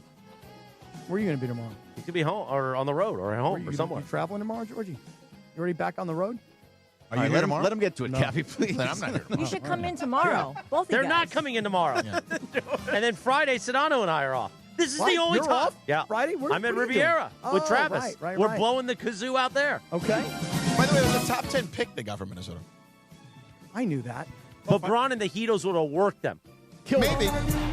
Financial distress. That's why the league took A over fresh the Cardinals. LeBron Thank you. and the Heat There was financial issues. against an aging Kobe and a miscreant that is Chris Paul. Whoa. Hey. They didn't have power. They would have gotten rid of Gasol. Gasol was why they won. They would have had Bynum still. Oh, great. That would have. He was still good back then. Oh, yeah. I mean, he clotheslined J.J. Barea in that series Come on. against Dallas. How old was he? 12? 13? Bynum, he was old by then. Older. All right. The 9:49. Hornets were going Why not? Hey, as far as the Charlotte There's a Hornets were first-round pick concerned going back to the- then, to the Hornets there, too. As we continue the history lesson. Are you raising your voice at me? 9:50. Let's do the Lindsay segment. Brought to you by Hernandez Wholesale Flooring. If you're in the market for new flooring, shop at Hernandez Wholesale Flooring, where every day is a deal. No gimmicks. Call 866-62-FLOOR or go to HernandezWholesaleFlooring.net. No sale beats wholesale. We like to play a TV theme. Wheel of Fortune theme, because today Vanna White turned 67. Wow. 6'7". 6'7". Time for the Lindsay segment. Take it away, producer Lindsay, although she's here passing out the kazoos. So we get ready to play Kazoo That Tune. Kazoo and we'll do That it for a Tune. few minutes. Any kazoo? Okay, I'll Pick pick that this kazoo, Kappy. kazoo right Oh, here. it's sealed. That was Oh, a Minnesota first-round pick later on. Oh, Rob. This was a 2012 We're just a bunch of guys. Yeah, we're just a couple of guys messing around. That's what we You have to pull this out, this little Yeah, sticker pull it thing. out. No, I don't know that it says to it. It says, I know they're brand new. You don't think so? This Wheel of Fortune thing, when you play the hour-long version on YouTube, it's pretty good. I don't think there's, I don't know how to do this. no, I don't think there's. You never there's blown like on Oh, a no, little there's a thing. film on top. Yeah, so what do you do with You got that? to take that out, no? I mean, it's got to be. I haven't really used a kazoo in my life. I mean, I teased it for 20 minutes. You thought we would have prepared it. I mean, honestly. Can I work a trade? Can we play We should have Monopoly kept talking Lakers. Wait a second, hold on. You got to take the kazoo What's more apart. important, a 2012 first-round pick or a future first-round pick that's top 10 protected? Been teasing this for minutes. We didn't prepare the kazoos. They ended up with AD, too, in that draft. Right.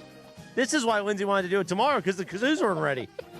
I don't know. I think I broke my kazoo. You broke your kazoo already? I broke mine in half, and I think you got to like somehow you got to puncture the plastic or something. Oh, it was Karma Chameleon. Wait. Come on.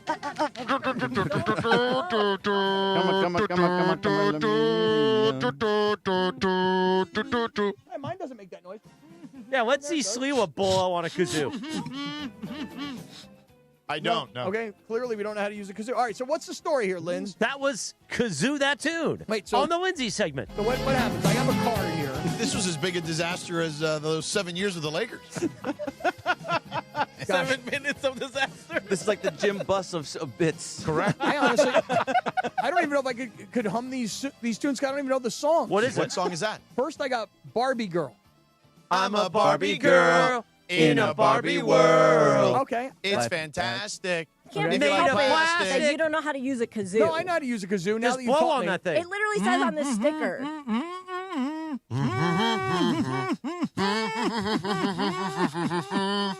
They're the only Why ones does that get... mine work, but yours doesn't? Don't blow it. Hum in it. That was clean, too, by the way. It was clean. But I don't like the next song that I have is Adele. Hello. Give me that Oh, song. You're not hello. supposed to tell people. I know, you're but I need a new card. I need a new card because I Me need songs you're I know. looking for? No, that's not Adele. Hello, is it? Yeah. Hello. Yeah. Hello. Is it me you're looking for? No, No, you're that's thinking Lionel Lionel Richie. Richie. See, that's right. That's not. It's Lionel Richie. No, it is. All right, pick a new card. All right, here it goes. You ready? I'm gonna pick this card. I'm gonna hum it, and Can I'm we gonna see blow... if you can figure Oh, it. Kappy, let's blow on a kazoo together. I don't know these two songs. What is either. the song? I'm Like a Bird by Nelly Furtado. I'm like a bird. I'm going to fly away. All right, Here's another how it one. all wanna loops know together. where my home Remember when is. Nelly Furtado did a song about Steve Nash? All right, I got a card. Did they date or something? Did they? Steve Nash. Yeah, was it? With Didn't Nelly Nelly Furtado? Furtado mention I love that Nelly Steve Nash Furtado in a back song? in the day. All right, I got one for you. Ready? Here goes. Here we go. Second round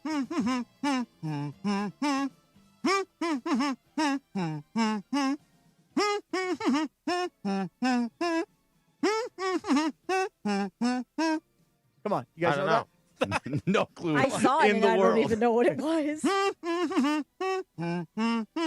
I'm a little teapot. Teapot? No. Oh. Okay, no. Think a little more like 60s-ish, 70s-ish. Okay, listen. Listen. You're not doing anything different. We're still on the teapot thing. I think we lost it, Don. Good vibrations. Oh, good vibrations? Well, You should have done that Oh, part. that part's the good part. You're singing like the opening line. Oh, come on, chameleon. Chameleon. Oh, You that already was said easy. come a chameleon. You said it. Somebody guessed it earlier. Let me hear another one. All right.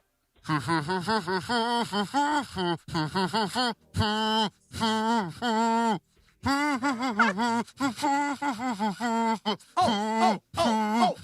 Is it foo foo foo foo foo foo foo?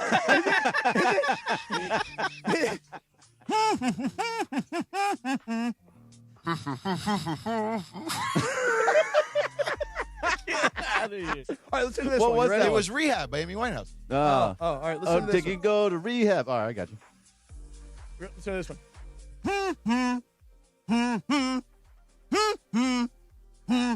What do you think of that? Nah, no clue. You don't got that one, huh? All right, give me a little more. Dude, dance? just do. Did you pop the thing in the middle? Yeah, I did you tried pop the to, thing but in the it- middle? No, but I didn't. I did. And you, That was Oh, clean you're not too. Sedano supposed saying. to. Oh, Yeah, you're you're not? not supposed to. No, that's like the wax paper of it. yeah, we screwed it up. We broke the whole kazoo and everything. Let me hear you do one. Do the hook. All right. Oh, All the it's that small Blink things. 182 All song. the small things. All the small things. Yeah. Oh, that's a good job, There you Bergie. go. There you go. Oh, here's one for you. All Here's right. one for you. Ready? Take a look.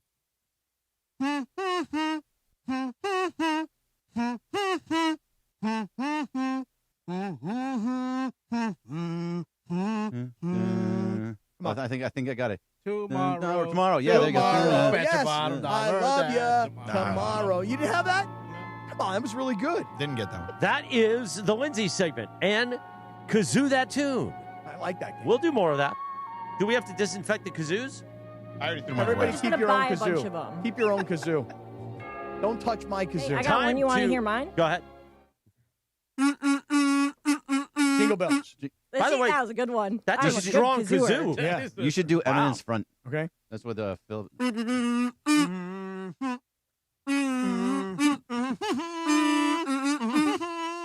You guys are not even in sync. Get out of here. We should do more of that. Kazoo that tune. Thank you, Lindsay.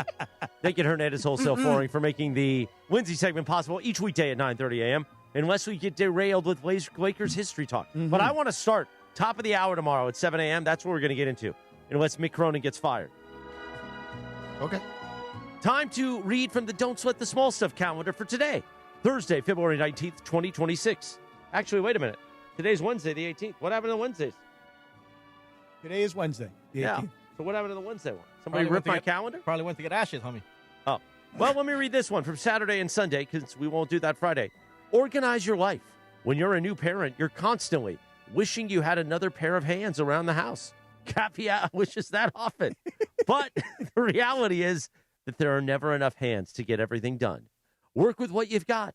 Never be ashamed or embarrassed to ask for help. See, Kappy, sometimes all you need is a helping hand. Yeah, it's true. That's actually a very impactful one. I'm a guy who I don't often ask for help, but it's okay to ask for help. Seriously, you need help. I know it's hard. A lot of times you got to suck up your pride, but dude, ask for help. You'll be surprised how many people are willing to lend a hand. Time for the Dealer's Choice Real Deal, brought to you by Seller's Advantage. Our friend Damon Wines. We haven't talked to Damon in a while. Damon to him Wines, the yesterday. CEO. Oh, you talked to him? How's he doing? He's doing great. Good. He's really doing great. Want to sell your house before you call an agent? Call Seller's Advantage. They'll buy it as is with a competitive cash offer. No repairs needed. They make selling easy. Call 888-390-AS-IS for a no-obligation offer or visit sellersadvantage.com. DRE 01961658. LeBron and the Heatos would have worked them. Oh, yeah. They would have beat them down. Oh, yeah. In the first year? I don't know. I think so. They lost in the first year. They lost to Dallas. But They lost to Dallas. Dallas was a team that was very complete. They had played together for a while. And not an aging Kobe and Chris Paul. Dirk was in his prime. Jason Kidd was still at the end of his prime. Like, they had a really good team. They have J.R. Smith and on Rick that team. Carlisle, who was an elite coach. Obviously, Phil was one of the best ever, if not the best ever. But, like, their team was better. I mean, they worked the Lakers. Like, they worked them.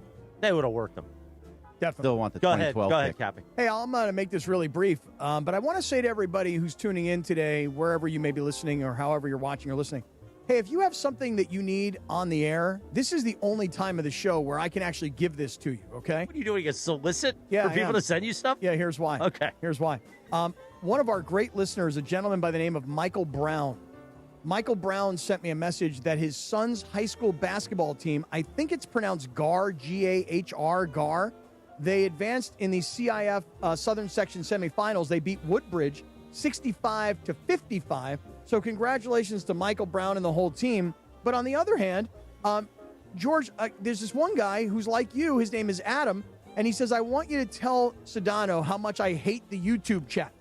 And so instead of giving his commentary, I don't hate it. I just find them to be Les Miserables at times. well, so what he did was is instead of going into the YouTube chat, because I he like says Peter he- Acevedo. You like him? I like. You like Epic Wolf? He's okay. He's all right. Who's the? How about David Aunt 100? Esther's my favorite. Aunt Esther's amazing. Yeah. She's incredible. Yeah. David 100's a good man. Yeah, David 100. You know, Darth Navarro. There are plenty of people I like in there. But Adam sent me this whole long message. Mijotong over Sí, there. Oh, Meta. Mijotong is Yeah. amazing, right? Even though he hates us. But here's what Adam said. And Mijotong. this is important to finish the show. Yeah. He says, I never agree with Morales, but he's right. It was all under Genie's watch. And Kobe saved her by telling her to get her affairs together if she ever wanted to get back. And this was referencing what you said, what you thought was the Ramona article. He thinks it was a Ramona article too. Point is this. If you need to get something on the air, you DM me on Instagram. And I'll send shout-outs to your kid's high school basketball team. Or I'll pass along messages to Sedano that Morales is never right, but in this case, he was. So that is your dealer's choice today. Thank you, Kappy. Thank you to everybody who was part of a Windy Wednesday who hit the post. I miss, every once in a while, we got to play Hollywood Nights, like the old afternoon days, where it was a bit on me hitting the post when I was there. Although I did it in imaging, too, if I remember correctly. Anyway, we'll see you tomorrow. Is that Lindsay? Yeah.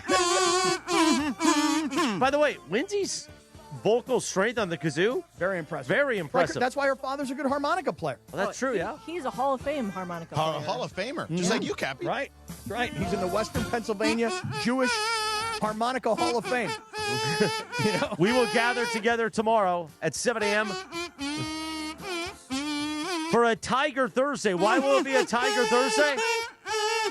Because Riviera will Clearly, tee white off. people think this kazoo stuff. Yeah. Brown people, I don't know. I never had a kazoo in my I don't life. know, man. I'm Mexican. I've never blown on a kazoo. Anyway, we got to go. We'll see you tomorrow at 7 a.m. All right. Why, you want to keep going? Nah. I'm having a good I got time. a few minutes. If you I'm want. having a good time. What, do you want to keep going about something? I mean, George's going to tell us more about the history of what No, I happened. mean, I don't know if you Why have don't we something save else. it till... Well, 7 I a.m. have a point that I want to make, but we can do it tomorrow You at can do it right 7:03. now, and we can do it again tomorrow. Well, it's the Genie thing. Go ahead. There were a couple flashpoints. One, Kobe passed away. Mm-hmm. That wasn't supposed to happen. So imagine all of this with Kobe involved with Pelinka. That was the original plan. Mm-hmm. Kobe passes away in 2020. So now he's not there with Pelinka. Okay? Magic had already walked away. Then the other part is the Russell Westbrook thing. So you could take it three ways. That's a good drop. By the way, RC had good drops. The little laugh. Yeah. The little, a couple little quick ones at the beginning. So let's say that LeBron and Clutch wants Russell Westbrook. Let's play that out. Okay, they want Russell Westbrook. They think it's a great idea. Genie and Rob say that is a great idea. Let's do it. Fault on Genie and Rob because it wasn't a great idea. Okay? As the leaders of the team, they should say, no. We're not going to do that. We don't think that that's the best move. We got something building here. Let's keep it going. Let's say that Clutch and LeBron never bring up Russell Westbrook. And Genie and Rob think it's a great idea on their own. Also problematic. Right? Okay. So either way, I guess there weren't 3 points, there were 2 points. Either way, it's on Genie and Rob. Because Russell Westbrook is the reason they're selling the team. Because if you didn't bring in Russell Westbrook, there's a decent chance you win one more title with LeBron. And this off of 2020. A decent chance. Maybe not perfect, but maybe you get to at least one more NBA Finals. And everybody's calming down. Russell Westbrook is the reason she needs to sell the team. Because she can't control what George said the day they brought in LeBron, which is you don't realize what you're getting. You want a championship. You're going to get it. But now you're bringing in the LeBron powerhouses to essentially take over your franchise. And she could never stand up to them. I want to live. Let's pick it up tomorrow morning. Do you like that, Bert? That was a really good display. Did you feel it? I felt really good. Do you like that, Lindsay? Right really good. Because that's pro LeBron, actually. You like that? Fantastic. We'll see you tomorrow morning at 7 a.m.